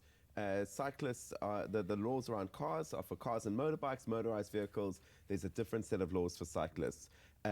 So cyclists, bicycles are not really supposed to be on the roads. Well, they are, but the roads weren't invented for them. Okay. So there's still cyclists out there that's not to say not supposed to be on the roads. I guess what I'm saying is the laws weren't invented to manage cyclists. So when you're cycling, you're supposed to stay on the side of the road, and there's a whole lot of other set of things that you're supposed to do. You have to cycle in single file. You always have to have two hands on the handlebars at the same time. You're not allowed to carry anything big or any animals or other people on a bicycle when you're cycling, and you're supposed to when there is a designated cycle lane, you're not allowed to cycle on the road. Yeah. So it's very important for cyclists to do what they're supposed to, but it's also crucial for cars to realize there are lots of cyclists on the road. They might be doing it to alleviate traffic. So, it's very important for both sides to make sure they don't hit each other. And things like indicating as well. I feel like cyclists have kind of forgotten that whole thing that when you're here, there, or... No. That it doesn't happen so much They anymore. don't indicate. What happens when you are driving and there's a group of cyclists blocking the car's pathway through on the road? Hey! Is that what you're supposed to do? I suppose so. So that's been something that's really dangerous, and there have been some really tragic accidents from cyclists getting killed on the roads. Cyclists are supposed to go in single file. They are not supposed to bunch together and cause traffic problems. So it's one of these things that drivers need to be conscious of cyclists, but cyclists also need to do what they can do to make sure they don't get hit. So single file if they're on a public road, and keeping to the side. Very, very important that everybody just needs to be aware. Yes, but if that does happen and you see a group of cyclists bunching, you're still not allowed to ride into them. No, of course not. Of course. No. All right, can we talk about the issue of jaywalking? Yes. Is that even a thing? Isn't that an American term? First contextualize quickly, because I feel like a lot of people will be like, say, what? What is jaywalking? It's a big in Europe and America, it's a really big thing. It's serious crime. In South Africa, it's not taken all that seriously, but it is still law.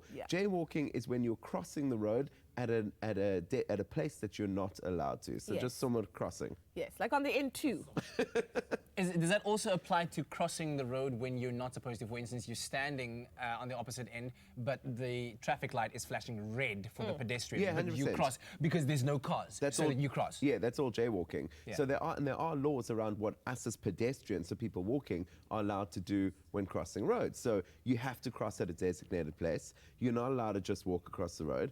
If you're walking on the side of the road, on the pavement, you are supposed to, by law, walk into oncoming traffic so that no one's going to keep you safe, so nothing's going to come up behind you.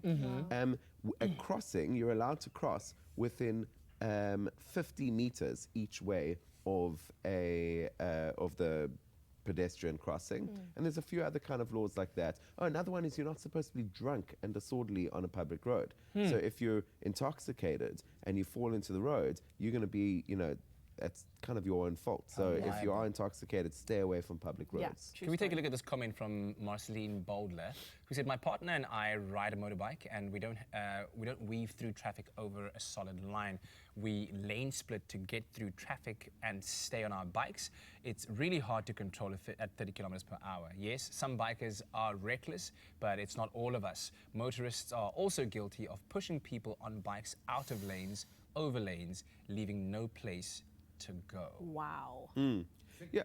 Wow. Yeah, exactly. I mean, there's nothing wrong with changing lanes, and the advantage in riding a bike is that you can change through traffic. Yeah.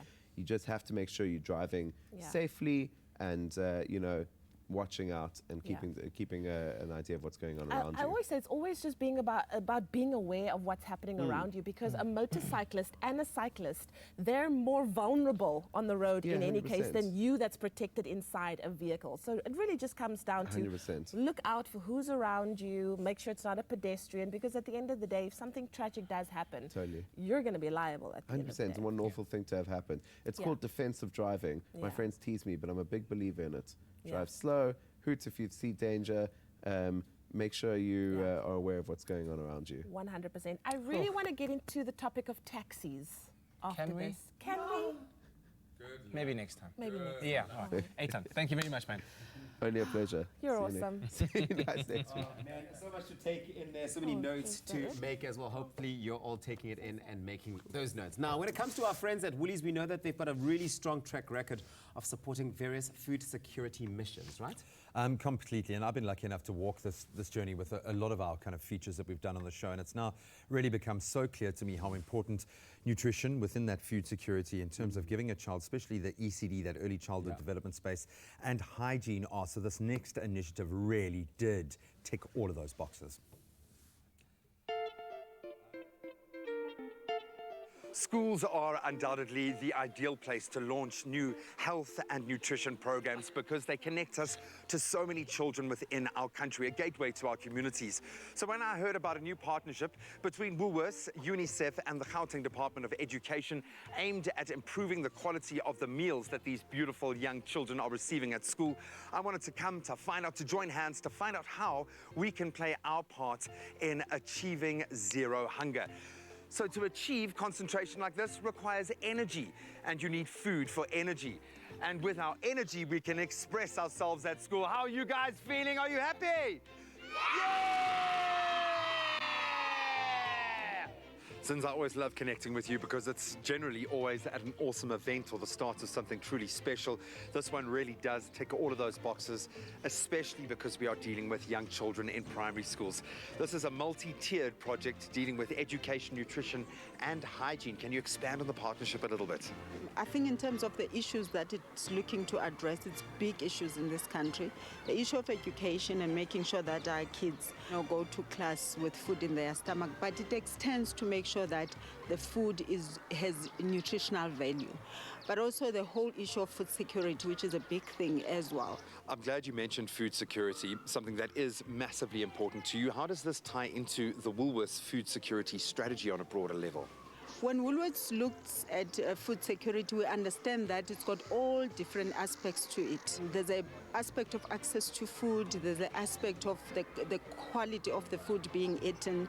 So today is really about plugging one of the gaps to make sure that when the kids go and eat in the school nutrition program, they have clean hands. You know, they really put an effort in making sure that they don't contaminate their own food. It sounds like it's a very small thing, but it's quite big, you know, in terms of health and hygiene and nutrition. So now I'm going to ask you again, just because I can't get it into my head. Why is it so important to wash your hands with soap and water before you eat?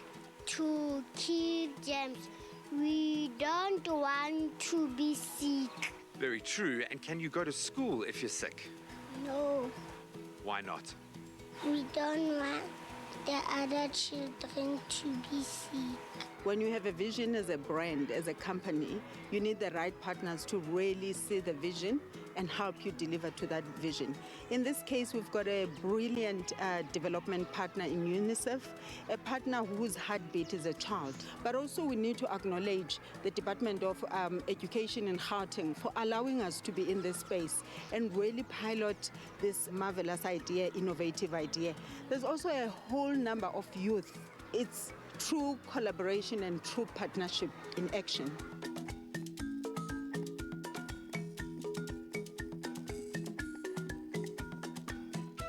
Sana, great to connect with you and your team. I know for UNICEF this is an everyday gig, but you've got to feel the weight of a small victory in a really long-running battle here. This is fantastic. So maybe you can start by explaining UNICEF's strategy in this particular partnership. So UNICEF has presence in about 190 countries across the world, and we partner with governments to try and achieve the best possible outcomes for children.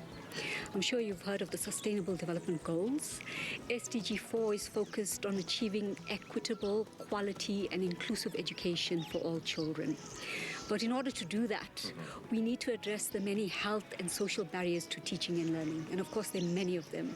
Children who are hungry, children who feel unsafe, children who are sick can't learn optimally. And in fact, the South African government has responded to this as far back as 1996. It implemented the National School Nutrition Program, which is currently feeding 10 million learners a hot cooked meal on a daily basis. Now, you would agree with me that that is no mean feat. Yeah. So we've got great coverage on the program, but we have some way to go to improve the quality of the meal that we are providing. And so the training of the volunteer food handlers to provide a very healthy, nutritious, balanced meal takes us one step further in that. Woolworths is a great proponent of food security and is therefore a natural partner of government. Education is the business of all. We all have to take hands and focus our efforts towards the impact on the lives of children going forward. So the idea of partnerships is key to maximizing resources where there's a greater need and limited resources. And we really jumped at the opportunity. We want our children to be in class, focused, alert, and fully present in the day.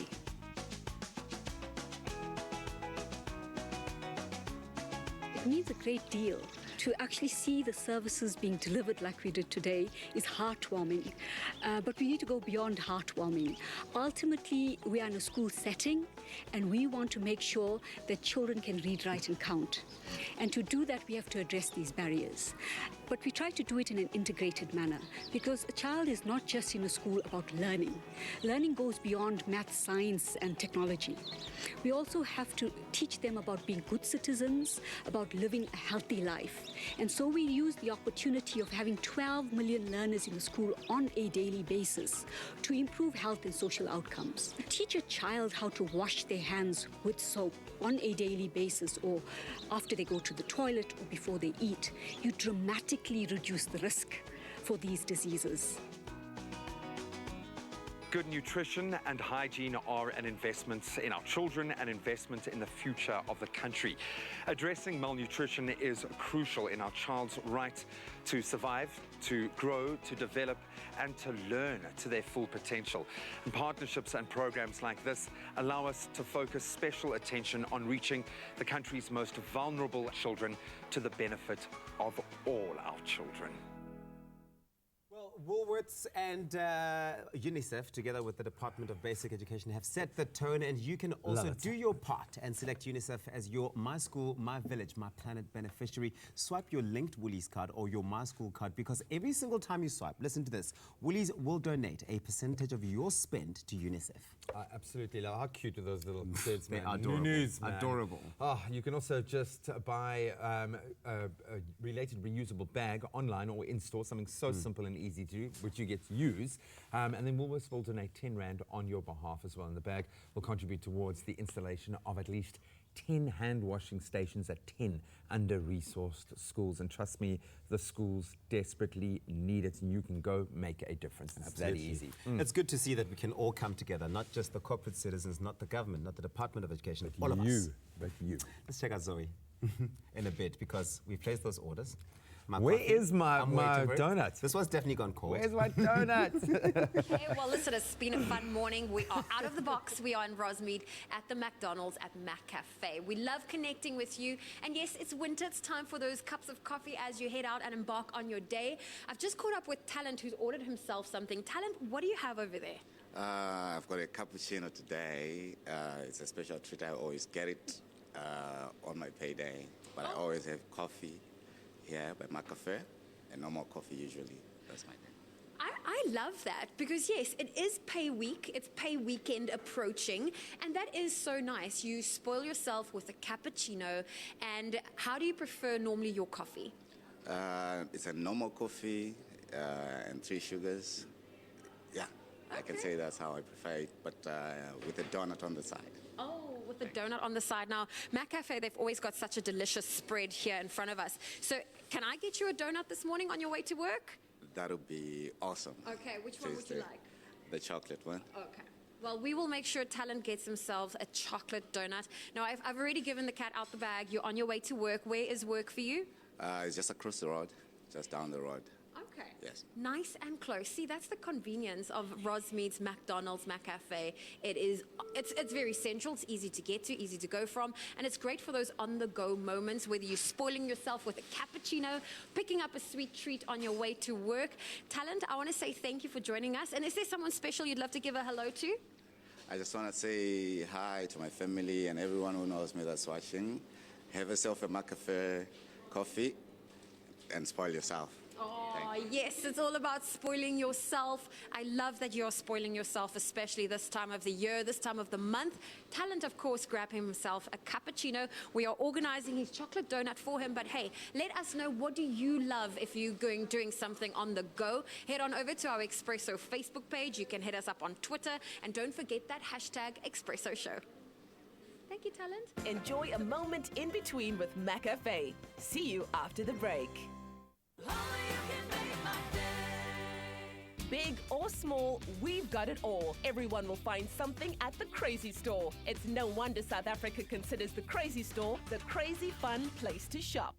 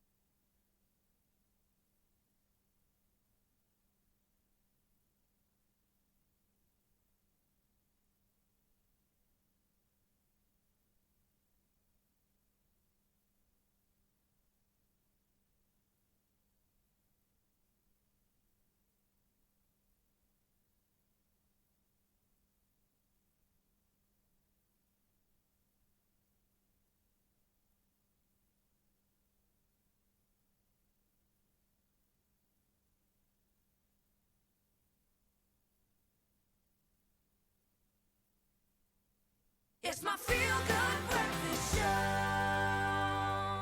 Welcome back to your Feel Good Breakfast Show. We're live, large and in charge on a Wednesday morning, midway through the week. Thanks for joining us at the start of a brand new day. And we're talking movies right now with our movie expert, JP Sebastian, discussing some of the latest that you can expect on the silver screen. And next up, a movie that when I saw the title, I was like, wow, finally, a tourism documentary on pleasant a city that I hope to visit one day, Stockholm. People eating jungenberries and loganberries and cloudyberries. Those are the only foods I know from Sweden. That's terrible. They do meatballs as well, don't they? Loganberries. Is that what you call them? Loganberries? I'm offending someone. But this is a movie far more serious than the pleasantries we're discussing. Absolutely, and also true to life. So in 1973, a bank robbery happened in Stockholm, in Sweden, the capital of Sweden. And a guy went in there with a submachine gun. Anyway, I'll tell you the story a bit afterwards, but let me just set up the clip for you. So now that you know it's a bank robbery in 1973, we're here in the scene that I'm about to show you of the police hitting their 11th hour and their final methods that they're going to do to resolve the situation, where the robbers and the hostages are inside the vault and they're going to smoke them out. So have a look at Ethan Hawke and Noomi Rapace, two good actors in Stockholm. We're going to send in tear gas. You have 1 minute to give up. Place Place your weapons into the bag, slide it under the hole so we can see them. 1 minute or we start the gas. No. What do you mean? You said you were gonna... 1 minute. It's not the phone, you have to press the red button. What's going on? Hey! You said you were gonna let us go! Things have changed. What do you mean? What? We should do what he says. No! No way, man! You said we could go! 1 minute. How can they do that? They can't gas us all. I know they want to kill me, but the gun's in the no! bag. Wait! The gun bag! No retreat, man! Why would they want to kill all of us? What are you doing with it? Hey, don't touch her! No, don't touch her, man! I will blow your head off! It's okay.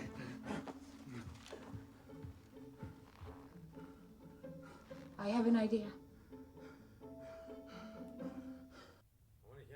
Oh my word. Okay, so if that threw you a little bit, let's dive a little bit deeper into the context of the movie, of this bank robbery that happened in Stockholm. Yes, I'm going to use my first year psych to try and help you out with this. Have we heard of Stockholm Syndrome, the psychological phenomenon? Yes. And I think that you gave a nice summary of it. Can you give us like a one-liner of what it is? Yeah, where, let's say in a hostage situation like that, where the victims sympathize with their captors. Yeah. And actually maybe even adopt their ideology. We've seen that in some situations as well. And it's not just like bank robbery and hostage situations, but also kidnapping and stuff like that. But apparently it's not the majority of kidnappings. But there's this weird, almost like a brainwashing type thing that happens. And you asked something important, which is, do people purposely do this to their hostages? Or are victims just unable to synthesize it all and they kind of lose? So it can happen organically. And since this is the first time that Stockholm Syndrome obviously got its name from this situation in 1973, it did arise organically. This dude who robbed the bank didn't know what he was doing. In fact, the movie presents him as, and the fact were that he was a bit of a sucker for the fame, I think, mostly, and a bit of a doofus in a way. Like Ethan Hawke almost puts him across as a loud Ron Burgundy type clown type thing. Anyway, it's not strictly a comedy. It's a bit of a dark comedy, and yeah. On the other hand, you've got Noomi Rapace. So Ethan Hawke, you might remember from Training Day, of course, with Denzel Washington. Yes. Which, interestingly, is also its own kind of mind game. And Absolutely. coming across to the dark side, you stay there. Yes. Can you negotiate that grey space? Noomi Rapace, on the other hand, people might remember from Prometheus, alien movie. So these are good actors. Okay. And what they're doing then in a situation like this is it's really difficult that you've got to straddle this. It was one of the most absurd robberies and crimes that ever happened because of the fact that, and I told you off camera, and now you get to know too, is that the hostages actually, after the fact, even ended up financing the defense case for the people who took them captive. That is absolutely... And supposedly then, Stockholm Syndrome, which psychologists are on the fence about, is this kind of survival mechanism we fall into, and this is why people in abuser situations can also end up saying, no, our marriage is fine, leave us alone type thing. Wow. Anyway, so it's quite sticky and quite hairy. So this movie could be quite instructive then for some people, even maybe recognizing your own Stockholm Syndrome in some situations. Hopefully you do. However, they don't really do enough to dig into that really strange mind trip kind of stuff. So it feels like any other heist movie that you've seen before, even though these are great actors behind the thing. It just does feel too clean from start to finish. Why not put a weird spin on it? Like, say, I, Tonya had 3 different voices fighting each other for what the truth actually was, and who actually said what and all that kind of stuff, but it's quite linear. So, yeah, I'm not too over the moon about it. It's really just like a generic kind of thriller in that way, even though it should be for something that was a 6-day saga with the police.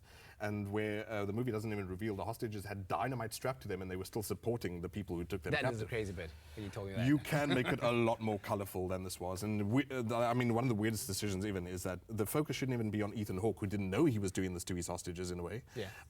Put more of the focus on Noomi Rapace, but you don't get into her inner space. What makes the wiring do what it does? Yeah, I was about to say, I'd love to see that evolution of the character from the beginning. There's no evolution. It's almost like a cliff, the way this movie goes. So it's not terrible. But really, they shot themselves in the foot, which I suppose is appropriate since he was a dumb criminal. How many popcorns? 5 out of 10, unfortunately. I love these actors dearly, but when you've got a story that, like, it's the name for a psychological neurosis, you probably should do it more credit than... And something that could be very insightful, educational for all of us out there. But anyway... But for a throwaway thriller, who knows? Go check it out. It's called Stockholm.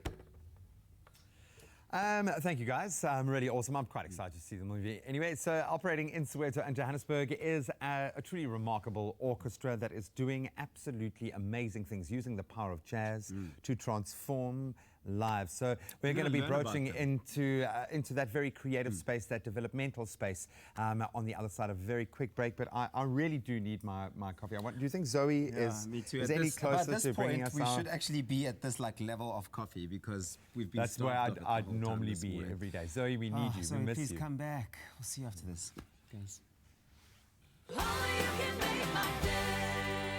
Get to a crazy store in your town this school holiday and discover a treasure trove of arts and crafts for the whole family to enjoy, as always, at great value. Paper, paints, modeling clay, sketchbooks, glitter, crayons, aprons, rubber stamps, ribbons, felt tip pens, learn to paint sets, and a whole universe of creative fun at crazy good value. Only at the Crazy Store. Holidaying near or far, there'll be one just about wherever you are.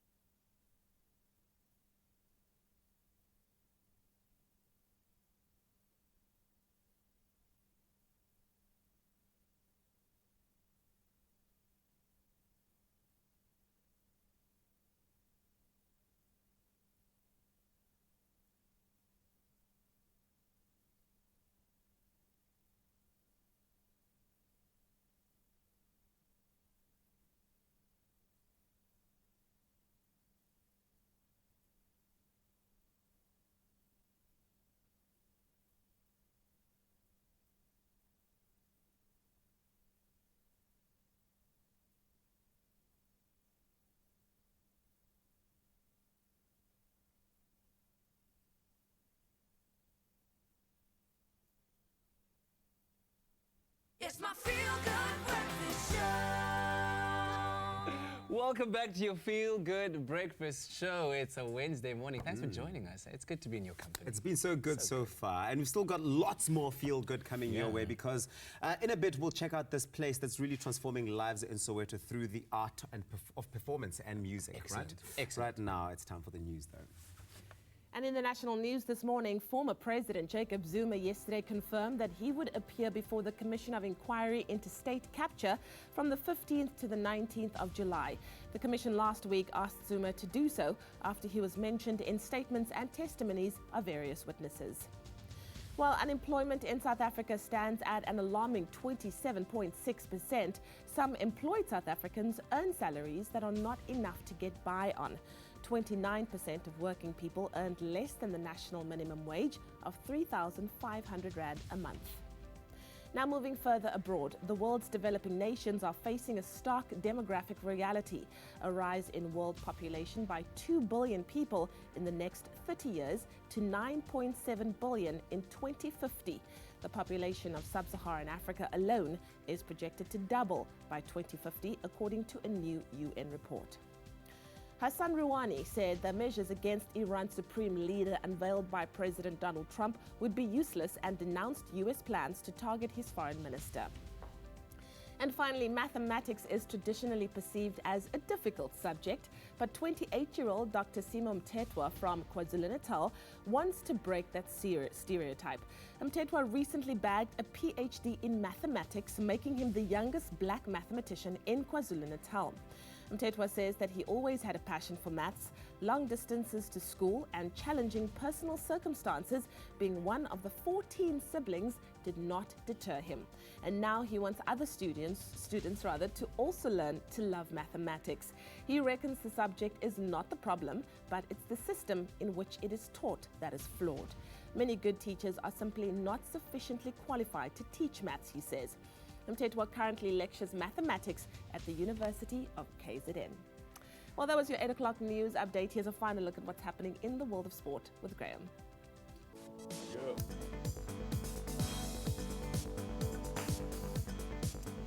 Well, indeed, it is all about the numbers at the Cricket World Cup as Australia have become the first team to rack up enough points to advance to the Cricket World Cup semi-finals by beating hosts England by 64 runs at Lord's. Of course, in London last night, Mitchell Starc on fire, 4 wickets to see the side through. Then on the footballing front, our Africa Cup of Nations action yesterday saw Cameroon beat Guinea-Bissau 2-0. That was expected, whilst tournament favourites, very much a force to be reckoned with, Ghana were held 2-2 by Benin. Both matches taking place at the Ismailia Stadium in Egypt. And some great news on the motorsport front. South African off-road and enduro racer Kirsten Lundman will become the first African woman to compete in the 2020 Dakar Rally, and that, of course, to be held in Saudi Arabia. Then throwing forward to today's World Cup action, we have got New Zealand, of course, knocked off the top spot yesterday by Australia. They're up against Pakistan. That game kicking off at 11:30 this morning in Birmingham. And that's a wrap of your sport for today.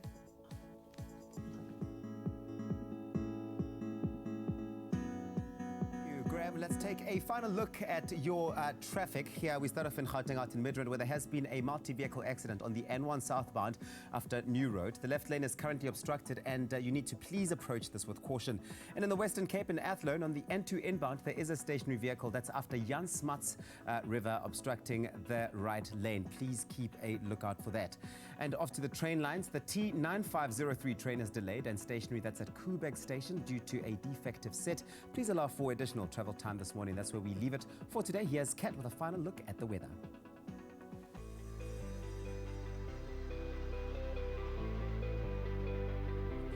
Indeed, the last of your Wednesday weather watches. But first, let's say a big thank you to Hussein Michaels for your beautiful sunrise picture that you sent to us from Durban, as well as our regular photographer, Ndogozo Makatini, who woke up extra early to send us this spectacular blue skyline from Johannesburg. We really do appreciate it.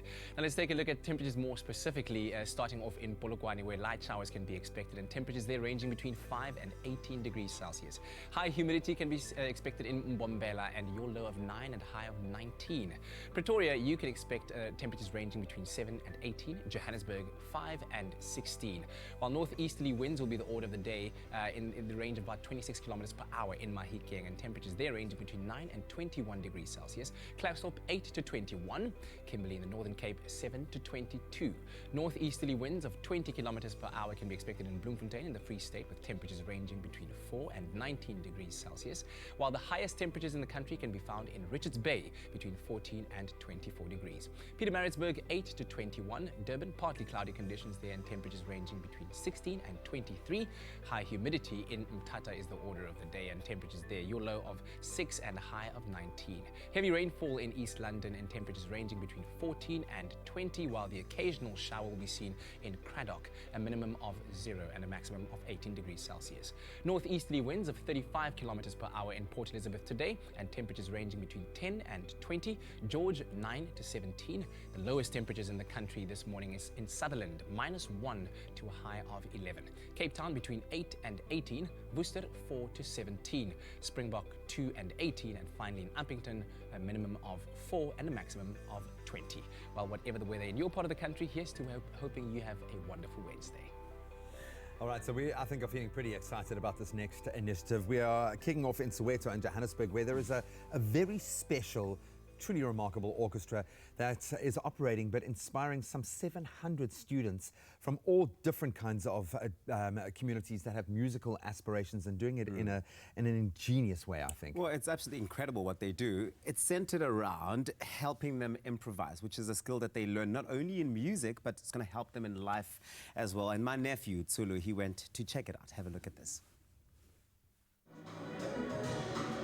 the Johannesburg Youth Orchestra is known for producing and nurturing only the best when it comes to musical talent. And today, these hand-picked students ranging between the ages of 13 and 25 will have the opportunity to sharpen their jazz improv skills through a special workshop presented by the Jeff Siege Siegel Sextet, coming all the way from the US. While playing dates at the State Theatre, this famed drummer, his sextet and trumpet player Fazil Fakou took time to share the advantages and possibilities jazz has given them. Jeff, what inspired this mission to come all the way from the US and share your vast musical knowledge with some of the youth here today? 5 years ago, I had the opportunity to come to South Africa to play at the Grahamstown Jazz Festival. I was just so taken with the music that I heard, both African music and South African musicians playing jazz, and they had their own special take on it. Musicians all had a very special sound. So when I met Faye, I just knew that his sound and his vibe, his spirituality would fit in really well with my group, and I just dreamed of this all coming together and then doing it here, and hopefully they can take away something from it to help them in their own musical lives. You've been running a series of workshops throughout the country since your arrival. How's that experience been like? Oh, it's been amazing. They've all been quite diverse. Today with the youth orchestra, had a bunch of students sit in with us, some rappers, some various, talented people. And yesterday we were at a camp for jazz female instrumentalists. And we heard the students play, and they were amazing. And some of them were just getting started, but you could feel the love of music already developing, at a young age.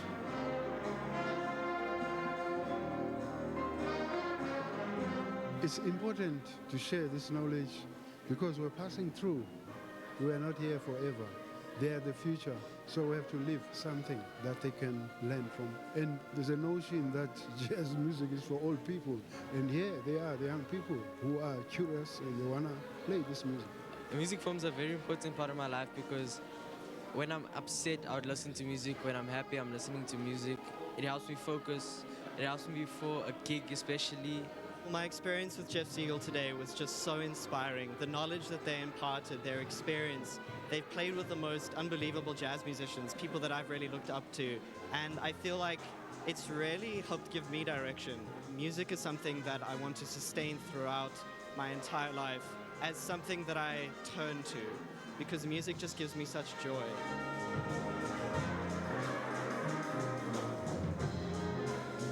Talk to us about today's workshop and what is it focused on? We didn't fully know what to expect. It was pretty much developing the ideas of jazz improvisation to classical musicians. In fact, some of the musicians, I think, had some experience playing jazz, and some were younger, some were older, and some had never improvised, some had. Most of them took a step of improvising, which is can be a scary experience, especially the first time, and they took the plunge and they did fantastic. So hopefully it will help with their confidence to embrace improvising. And it's not just jazz, we improvise in life, we improvise in all styles, in popular styles of music. There's solos and things, so it was great that they could have the courage to step forward and do that. The fellowship, understanding and joy which jazz creates across every conceivable boundary will serve these young talents for life. I must say, it's so nice to see these young people take in and apply all the knowledge they've learned here today. One thing for sure is that we certainly don't lack any musical talent in our country, which is reassuring because as a famous saying goes, where words fail, music speaks. Oh, what an inspiration to see how music can help to change lives. Well, let's go to our social media and find out what's happening there. The post that we put up this morning is asking you, when you grab your McDonald's McCafe coffee on the go, what is your usual order? Do you add freshly baked croissants to the order, muffins or donuts? And let's see what you had to say. I'm going to move down to the middle. Morton says, I like the buri hash stack. Ooh,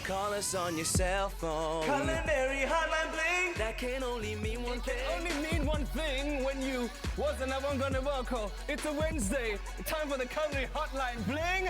Sing, sing, sing! We tackle all of your culinary conundrums, of course. Pose your questions to us on social media. Now, there's nothing more comforting than a warm bowl of homemade pasta. And with winter upon us, now is the perfect time to be making that delicious pasta dish at home. And this morning, in our beautiful new kitchen, to show us how to make it yourself, our pretty patrons of pasta, Chef Tash Geleba, as well as our resident foodie, Anel Potgieter. Ladies, always a pleasure to welcome you. What do you think of the new space? I've got to ask. We love it. Yeah? I'm color coding this morning. Oh, I can see. Yes, yes. We are, actually. Touches of green. And I'm excited about this because we're going to be showing everyone at home how to actually make their own pasta. Yeah. All right, so I'm hoping it's not too difficult because when we buy it in the shops, it's cut into beautiful shapes and sizes, but making it, is that a difficult process? It's the easiest process ever, and it's one of the most economic things you can ever make in your kitchen, believe it or not, because you only need 2 ingredients really. 2 ingredients? 2 ingredients, believe it or not, but when you want to go fancy, you can add in more stuff. Okay. So you need flour, you need eggs, that's all you need. Simple as that. As simple as that. In what quantities? There's about 2 cups of flour and then 2 eggs. But what I like to do with my pasta is to add additional egg yolks, and you can add a teaspoon of olive oil if you want it to be very nice and silky. Remember that it's going to dry, so fresh pasta, nothing tastes like it. Originally, it's made with semolina flour, which is nice and grainy. So, but the nice consistency is flour, all-purpose flour, and semolina, half and half. Okay, good stuff. And you can do this with your hands, but it takes a bit of elbow grease there. For sure, you can do it with your hands. I asked a question during the break whether pasta is actually originally an Italian thing, and Anel, you had something to say about that. Yes, it's actually Chinese. So thousands and thousands of years ago, the Chinese, the old civilization, did noodles. Sorry. No, that's fine. So you're going to let that... Yeah. Can you just bring it together? Yes. So it's a very easy process. The eggs are going to they are going to create the flour. This is the part of the experiment where I'm like, teacher, is looking dry. Yes. So when it looks dry, a little bit dry, add a teaspoon of water. But then if it looks watery, you add flour. Okay, so good. you just need to eyeball it and see what works, what doesn't work. Eyeball your pasta. Okay. Yeah, so you're going to work it until it kind of... So what kind of consistency are you looking for here? This is what you try and look at. So we're actually, we're actually doing it here. We're not even going to let the magic of TV take over. We're actually going to show you how to do it. Yes. All right, so you keep working it. Yeah. So obviously if you were doing this by hand, you'd have to just have a bit more patience. Knead it, let it do its thing. By the way, SMS the keyword pasta 33728. And there you have it. So the pasta dough is normally slightly harder than your or tougher than your bread dough. So as I said, if you feel that it's very moist or it's wet in your hands, then you just add in a little bit of flour. And as Anel said, you just do the elbow grease. We're going to show this technique. Yeah. Okay, because that's where the magic is. Getting it to combine nicely. You sort of, it's if you do it like that, sort of a fold and stretch. Yes. It's for the gluten, eh? You're developing your gluten. Yeah. Okay, good. And then at the end, you'll end up with something like that. Like this. Now, once you've done that, do you let it rest for a little bit? You have to let it rest for about an hour or so. The reason for that is that you've developed your gluten. You want your flour to rest, as with bread. But remember, there's no flour here, so it's not going to rise.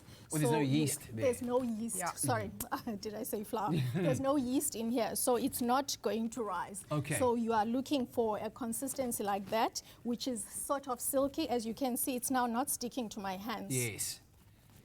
So you let that rest, you cover it, cling film, and you put it in your fridge. It's cold nowadays, so you can leave it out. Okay.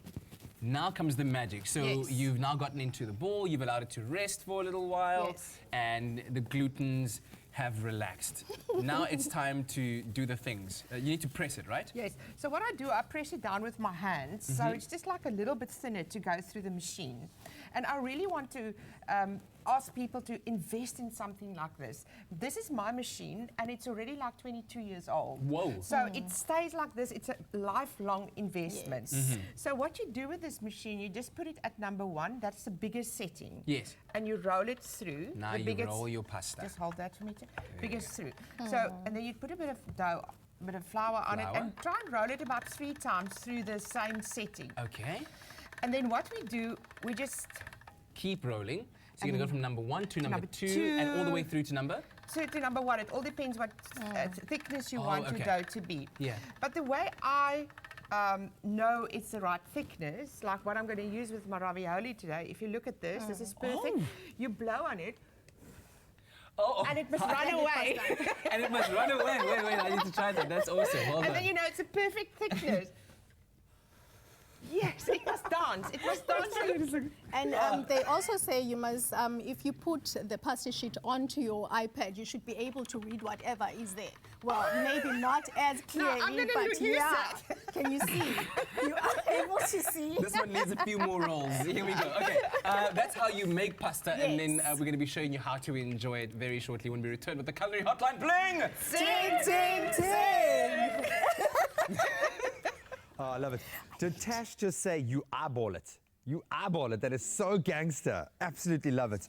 So we're going to eyeball us some brand new trailers. JP, Sebastian, and I. And we get completely absorbed in nostalgic movie chats, and I love plugging into your big old brain, dude. Absolutely love it. I was able to actually sat here for 20 minutes being mined for information about man. the And newest also, stuff I gave you some movie suggestions, which is quite cool. But, dude, you're going to give us some great movie suggestions. Why? Because it's movie theatre time. It's trailer time. We love getting into some of the hot releases that are coming out. And we've got quite a mixed bag today, something that might kind of tick a box for everyone. And there was plenty to choose from there, like maybe 3 other movies that I had my eye on. But, hey, you only have like 3 minutes to talk about them. 100%. Less now, sorry. Go for it. And so starting off, we have the Peanut Butter Falcon. I'll let you say the name because... The Peanut Butter Falcon. Is the name of the pro wrestler that the kid who is the lead of the movie would like to be. So, cool. Okay. The lead actor and the character himself has Down syndrome, and he's in a home where he's just cared for, and he decides he's going to run away and escape and do what he really wants to his whole life. His dream is to be a pro wrestler. And once he's out in the wild, on the road, he teams up with Shia LaBeouf.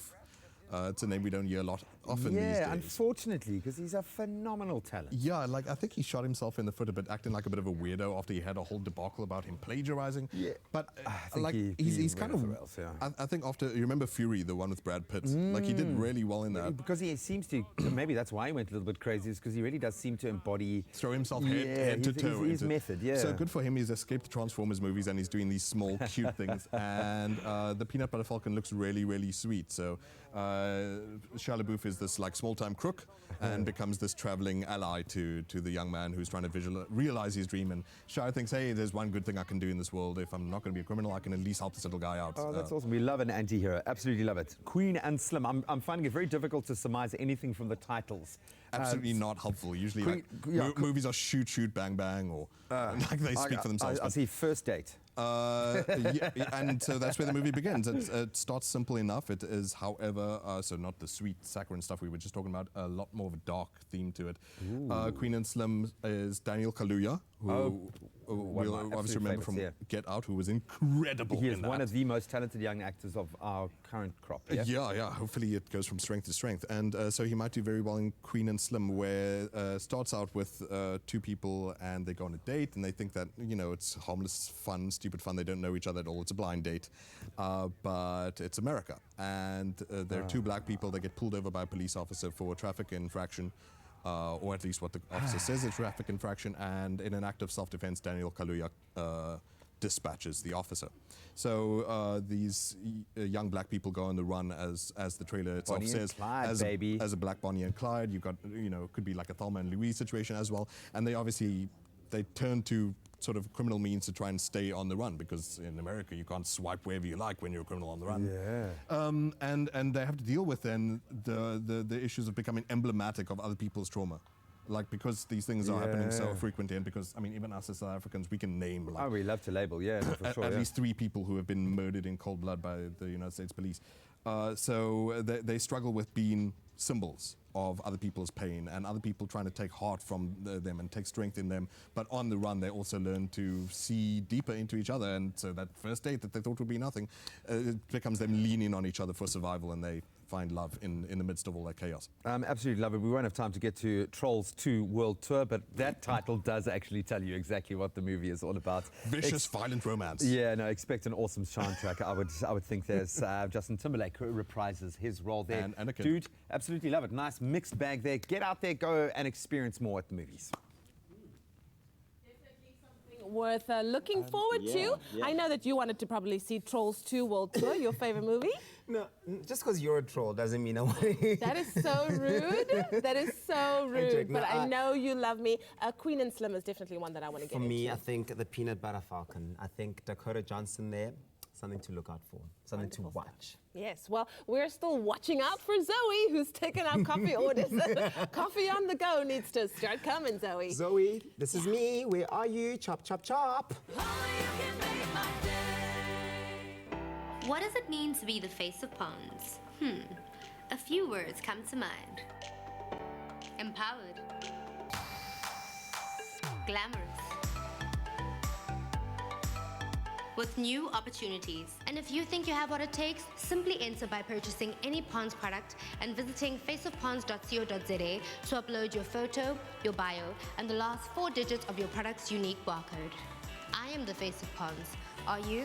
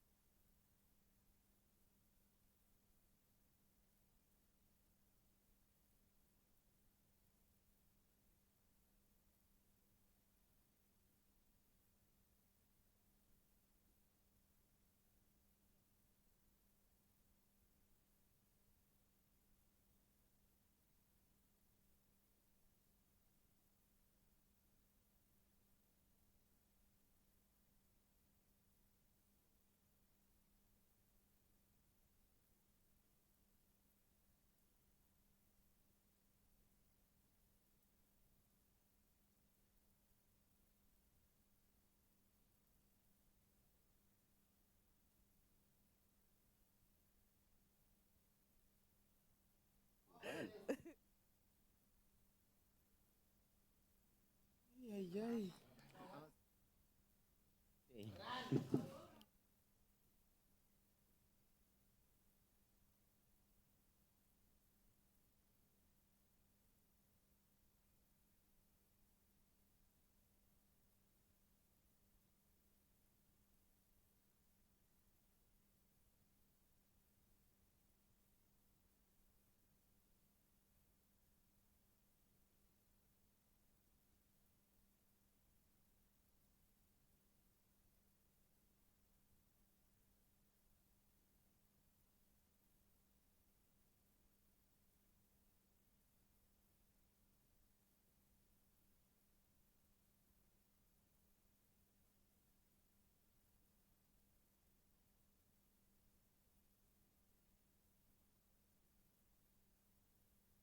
It's my feel-good breakfast show. Call us on your cell phone. Culinary hotline bling. That can only mean one thing. It means one thing when you are in the kitchen with your Feel Good Breakfast show on a Wednesday morning at this hour. It's time for the Culinary Hotline Bling. Ting, ting, ting! Anel's been busy rolling this pasta since we last stopped. And as you can see, it's developed quite nicely. Yeah. And Chef Tash is also here. We're talking all things pasta today. And so after you've done all of this, the drying of the pasta is also an important part of making it, right? Yes. Yeah. I dry my pasta on my washing line. Yeah? It's crazy. Like in the middle of the day, the washing line is open, then I just hang it there. Yeah. My husband comes home and says, what? That's happened? But it works like a bomb. What if last week you did laundry? And then It's so clean. It's you clean. hung easy bloomers. And then what? Do you first give them a general Wipe down. And then you hang your, otherwise your pasta might have a flavor. Hey, whatever works for you, whatever works for you. But for other people who prefer to do it in a different way. The other traditional way is always flour your pasta before you dry it because it is dough, so it's going to stick together, and people use rags. I'd honestly sooner spend my Saturdays standing like this to dry my pasta than put it on the washing line. I'm just saying. It's very practical, guys. It actually really is. You are so right. But let's quickly talk about making vegan pasta, because the previous recipe we made had flour and eggs, right? Yes. So what if you're vegan, but you also want to enjoy some If pasta? you're vegan, you don't take eggs. Most pastas, if you read the ingredients at the back of pastas, they do not have eggs. Oh, okay. So yes. So especially the commercial ones, they do not have eggs. So they are vegan ready. Okay. But then if you are going to be making pasta there are specialized vegan flours. Okay. Like you will get a variety of flours these days. Almond flour, you get coconut flour. Obviously, you can't make pasta with coconut flour, I'm just saying. Yeah. Yeah, so you will choose a flour that is vegan friendly. Okay. But then what would you use as your mixing element? Because now you don't have the egg anymore. Water. So water. Just water. Just water. Flour and water. If you want the silkiness, add a little bit of olive oil. Yeah. That is vegan friendly. All right, so on to the questions we found on social media from Sophia Lauren, who says, everything you see, I owe to spaghetti. Yes, I also say that. What? Okay. She says, well, I see a lot of different pastas on the table. Let's talk about the pasta shapes and what types of sauces go with different types of pastas. So the general rule is that, like the thin pastas, goes with thin sauces, like your tagliatelles and your spaghettis. So if you get like thicker pastas, it goes with more robust tomato sauces. Yeah, that's a general rule. And then you will get your shells. Shells are very nice in sort of keeping the sauce. So if you look at that, please Like pass this, it. for Yes, instance. that This is one. the pasta If shells. you look at it, it's sort of it's scoopy. Yes. So a very nice creamy mushroom something will fit nicely in there, and it will coat it nicely. And as Anel has said, the longer ones, they're more the creamy ones, not the tomato paste, because tomato paste is more thicker. Okay, that's going to be the new way that I describe spoons from now on. They are scoopy, as Chef Tasha said. Yeah, pass me that spoon over there. Which one? The scoopy one. So you get like big shells, they're about this size, and you Yes. fill them with beautiful meat or with spinach and cheese, and you bake it like a cannelloni. Yes. Delicious. Okay. Delicious. And then, of course, these. Yeah, this is ravioli. So it's just like filled little pockets of pasta with anything you like, and I'm going to make a big ravioli later. Excellent. Yeah. All right. But Chef Tash, I know that you brought us your special recipe that you love to make when making pasta. Delicious. It is very easy. I love fusion cooking. So it's winter. So in winter, you want things that are going to warm you up a little bit. Yes. So with my pasta, I'm going to use some spices. Look at so that we array of want a little spices. bit of heat. What do you have? We've got chili flakes, we've got turmeric, we've got cumin, we've got paprika, smoked paprika. The reason why I choose that is normally we use chorizo in pasta, which is going to give it that smokiness, and we're going to lull it down with some cream, some coconut cream. Goodness. It smells delicious. Yeah. Yes. That smell of the prawn this morning. I might sound silly or stupid, but you refer to fusion cooking. What is that? It's you don't cook one style of cooking because, as you know, cooking pasta is Italian, and they would not normally cook with spices. So the Indian cooking uses a lot of spices. So fusion cooking is when you use different styles of cooking and you fuse them to In come this up case, with. Indian and Italian. Yes. And what a good fusion, eh? Italian. No, Italian. it doesn't work. No. Tried it, failed. SMS the keyword prawn to 33728 for this particular We've recipe. got garlic and ginger, salt and pepper all the time. So if you want to invite people into your kitchen, just do onion and garlic, and people will think you are cooking something very amazing. Okay. Oh my goodness. I want you to give us the fast-forwarded version of this. So then the So prawn we've got, goes. we activate our spices, and I've chosen prawns because prawns cook very quickly. As soon as they turn pink, they are ready. Oh my word. I am And salivating. you don't throw your pasta water away. That is gold. Yes. So you use that to Cream. thicken. That is coconut cream. Oh my word. Yummy. And then the pasta water is right next to it. You're going to The add that pasta to water we add to it just to thin out our pasta sauce. And remember that we are going to put our pasta inside the curry. Give it hey, look. Listen. What a wow. Okay, I'm going to allow that dish to do its thing like it's supposed to. And we'll be back with the culinary hotline. Bling! Ting, ting, ting! Anytime is dipping time. Oh, well, it's that time of the morning here on your Feel Good Breakfast Show. It's time for us to dip our Oma. And we're all guilty of indulging in one too many of our favorite Oma rusks, especially during the winter time. Exactly. Who's counting? Yeah, no one's counting. But what we've also done is that we've come to realize that everyone has their favorite dipping time. Some love it in the morning, and others at work for that 3 p.m. pick-me-up, and others love it as a late-night snack, right? And this morning, we're joined by our lovely Anel to find out what her favorite dipping time is. Anel! Goeiemorgen. Oh, I love you're in the kitchen, but like you always have to make it fashion. I mean, know. Hey? Fashionably. You and Chef Tash are doing it for us. Natalie, we want to know from you, what is your favorite flavor of Oma rusks? And also, what is your favorite time of day to have it? Definitely the choc chip rusk. You love the while choc I'm chip? looking at it, Yeah. because I like it late night. Ooh, are you a While late my night hubby rusker? watches sport. Okay. You're And that dipping. irritates me. Look at that And, face. yeah, and I hide my Oma rusks underneath my bed. Why must they be hidden? They Anel? must be hidden because otherwise he's going to have everything. Yeah. So I hide it under my bed, and then normally he brings a cup of tea to my bed, and then he watches sport. So, and then I take it out, Yeah. Yeah. and I'm scallimpers. Okay. He doesn't know. We love And it. then you we love dip. it. And then I dip. Yeah. And not just one. Okay. It Okay. goes to like 2, 3. Three. Oh my All right. word. And then when he comes back, I will go and wash the cup because he mustn't see the crumbs in my cup. Of course.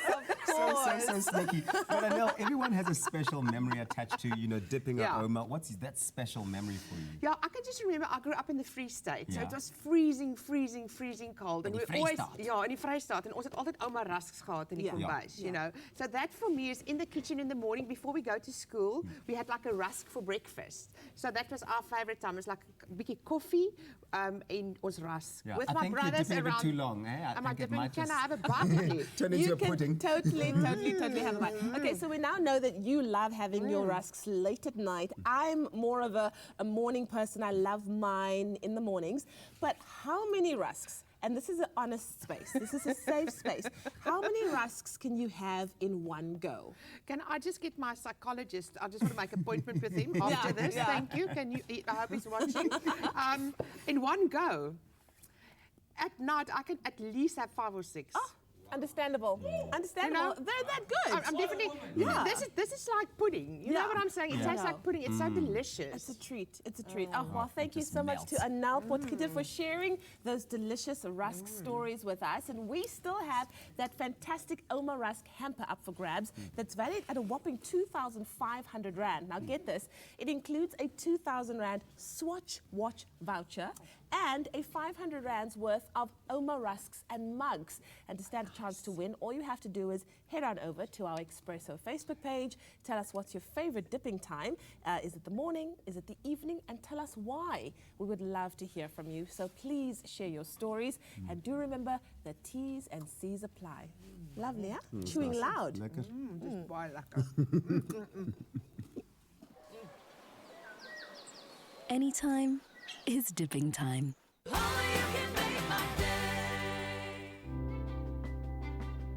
Science reaches for the truth. It works for the big and small, for the old and young. And with knowledge as our first ingredient, science is at the heart of our food. For differences you can see, feel, and trust. It all starts with science.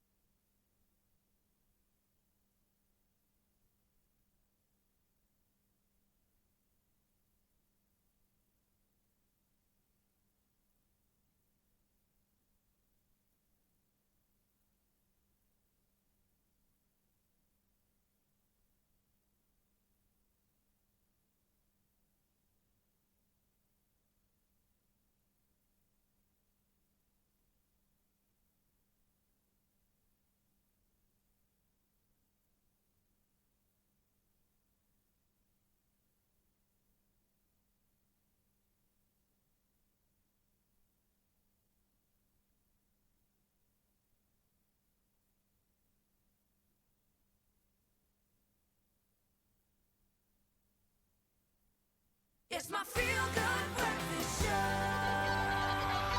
Call us on your cell phone. Culinary hotline bling. That can only mean one It's thing. a pasta party on your feel-good breakfast show on this Wednesday morning on the Culinary Hotline Bling.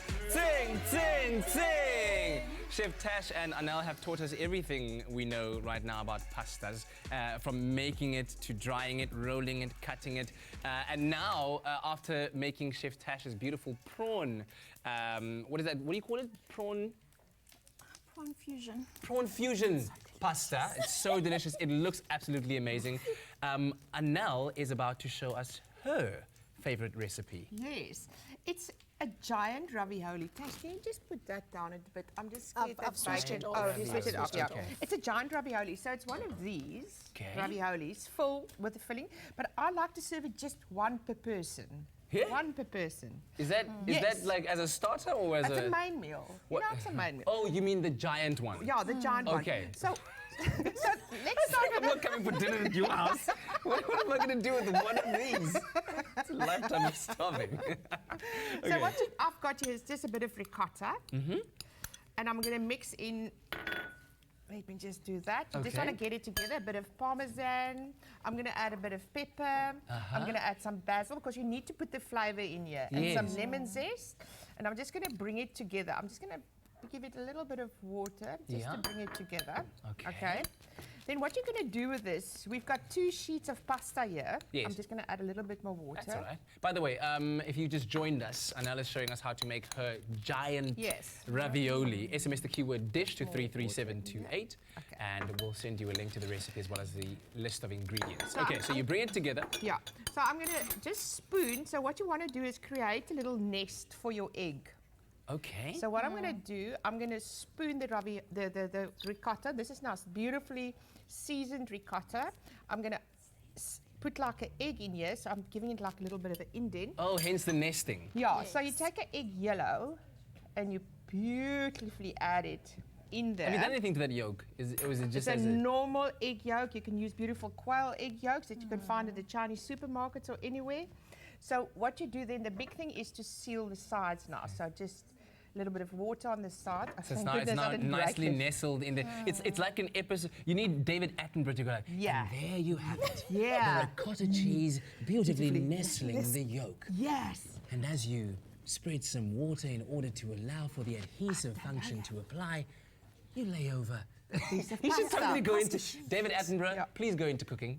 But now the secret, Kat, Yes.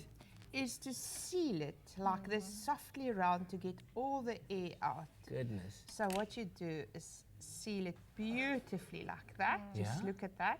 And make sure the sides are sealed. Because the egg is going to cook now and it's just going to be like Yes. runny. Oh, Okay? wow. So like that. And then I've got a giant one here. Then you just with a little cookie cutter. This is like the fanciest form of Eggs Benedict I've ever seen in my life. That's about to happen. There's your cookie cutter, and there's Wow. your beautiful. Bravo, bravo, bravo. That looks amazing. And then what you do, you just put it on the side, and you leave it there till you've made all your friends each one of those, Yes. a ravioli. Then you boil it like that, like so, and you see the egg is still runny. Sorry, I touched it. Do you need that? Yeah. So what I've put in here is just a bit of bacon. I'm going to add some lemon zest as well. There's So a this bit is of lemon- essentially a breakfast-style giant ravioli. No, I'll serve this anytime. This is like any time of the day. I'm Okay. going to even add some more of that. Tash, you can just I pour- get you because of the egg and Yeah. bacon and, And the cheese. bacon and cheese. So what you do now is this. You just What's in there again? butter, bacon. I've added a bit of lemon juice. You can add anything that you like. Lemon zest. And Kat, I would like you to try this actually. Goodness. There you are. I'm nervous, but I'm excited all at the same Because time. it needs to, it's still runny inside there. Yes, So yes. Is there a Okay. knife? But you can just grab the spoon, I think, will work the best. Yes. I'm going to add some even more of Just, that. just go at it. Yes, Just go yes, wild. just indulge. Okay, let's allow it to just do its Yeah. thing. And then you do that. Do it for the gram.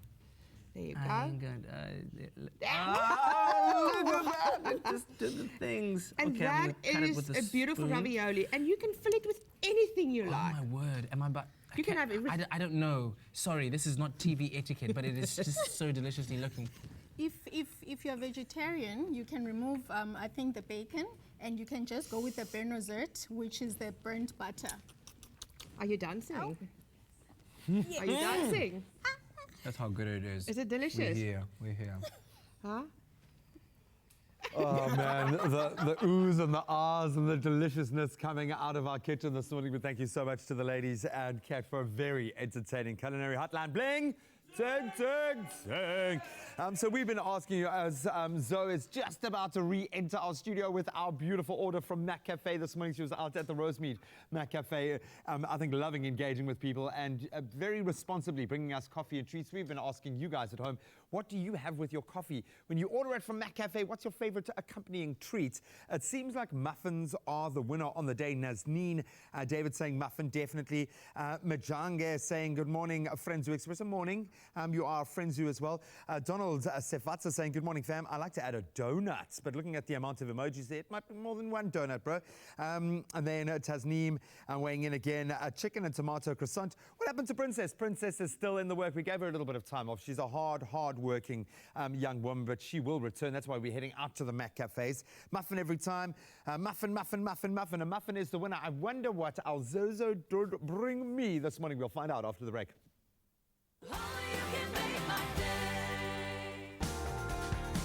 To book your stay with SA's coolest hotel brand, visit protea.marriott.com today.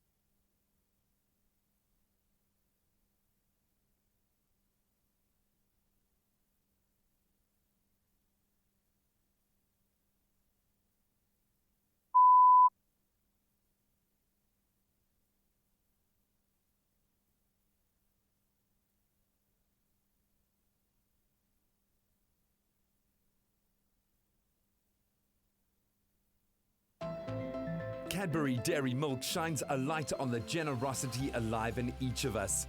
Bring your old toys to any of the Cadbury Dairy Milk's pop-up little generosity shops in major centres this winter and receive a slab of Cadbury Dairy Milk chocolate.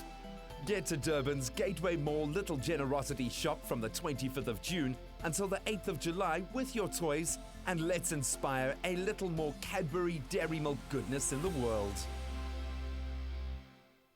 It's my feel-good breakfast show. Call us on your cell phone. Culinary hotline bling. That can only mean one thing. Yeah, that's what it means. That's what it means, and it feels like this. It's the Culinary Hotline Bling. Ting, ting, ting. On a Wednesday morning, hang out with Chef Tash and Anel, and we've been discovering all kinds of interesting information about pasta, and we've made a prawn linguine. We've made a giant ravioli, which is absolutely beautiful. And now we're going to be breaking down the pasta lingo. Anybody heard of the word al dente? Al dente in a recipe? Well, what exactly does al dente mean in terms of pasta, Chef Tash? Let's explain that to everyone. It means with a bite. So you don't want to overcook your pasta that it's very sloppy and you can't bite through it. So Okay. it needs to have a little bit of a bite, but still nice and soft. Yeah. So it must not be leaning towards the raw side of things. Oh, okay, so it must be tender yet firm. Yes. Kind of like... I'm just, hey. Pasta we're talking about. I've got a tip for the viewers. Yes. When it comes to al dente. If you look at your packet, it says like cook the pasta for 10 to 12 minutes. Then I'll cook it for 10 minutes. Not the 12 full minutes. Because you're still going to put it through the sauce as well. So that's going to get cooked as well. So then it's perfectly al dente. And whilst we're on the topic of sharing tips about cooking pasta, it's to be noted that, I mean, if you are cooking it for 10 minutes and it says 10 to 12, when you take it off the heat, the water is still hot. Yes, the So water. it's still cooking. Talking about the water, one of the most important things about cooking pasta is the water. Your water has to taste like salt water because pasta is like potatoes. They suck in a lot of, they take in a lot of salt. Yeah. So if you don't want tasteless pasta, salt your water very well. Because you could have the greatest sauce in the world, but if the pasta itself has no flavor, Then it can be quite a bland dish. Yeah, the Italian says it must taste like seawater. Oh, okay. So that's how salty it must be. There we go. Yeah. All right, let's quickly share some more pasta cooking tips. For me, I remember when I was in university and I was making pasta, I used to use the ceiling test. And I don't even know where I learned that from. That's where you, in order to test whether your pasta's cooked properly, you throw it up against the ceiling. And it has and to if it stick. sticks, then you're like, it's good. Only you can. I dirtied that kitchen, hey? I know that trick, but And then you leave it there, and then a week later somebody walks into the kitchen just like, like, yeah. I was never tall enough, so I used to throw it on walls. And Wait, but did you go full force? Like, yes. So later I discovered that is actually overcooked. Because if Okay. it sticks, then all the starch is on the outside and it's limp and all that. You are like two old pasta hooligans. So wait, what's the proper way of testing, especially if you're making spaghetti, because that's the easiest one to work with at least. How do you know that it's cooked just right? So I will cook it according to the packet instructions, and then it's just in taste. Okay. Give me a bit of yours, a piece of yours. So you can actually taste the bite of it. There must be a bite to it. It mustn't be like soft and... Linguine. This has got a and bite to delicate. it. Yeah? Yeah, give that so that I know In compared fact. to... There we go. Oh, okay, give Cat the taste. Yeah. So All you right. will taste the bite. There's a bite in there. So Okay. it's not like soft. Let Soma make you taste the prawn as well. Bless you, Chef Tash. And while we do that, let's also share some more tips. What else do you have? I believe in a big pot and not overcrowding the pot with pasta. So the water must be boiling quite fast, and then I add the pasta. Oops. Excuse me. Those herbs. I'm not overcrowding the pasta, the pot, so it can Lovely. boil freely. And I think if you want to go fancy, you can color your pastas as well using natural ingredients. I'm all for knowing what goes into your food. Yeah. So you can you must roast your vegetables. Never boil them, because when you boil them, they suck in the water. So roast them, crush them. You can puree them. Once you saw how we're making our pasta earlier. Yes. So you are going to put in your roast beets or spinach or whatever you want to flavor or color your pasta with, and it will take on the flavor as well as the color of the vegetable that you've put in there. Oh my word. Okay, so you can actually have a lot of fun with your pasta. I mean, even right now with the spices you added, it's kind of turned yellow. Yeah. So you can have a lot of fun with that. And I also dyed with squid ink, the black squid ink. Yes. That's why you get that black pasta. Yeah.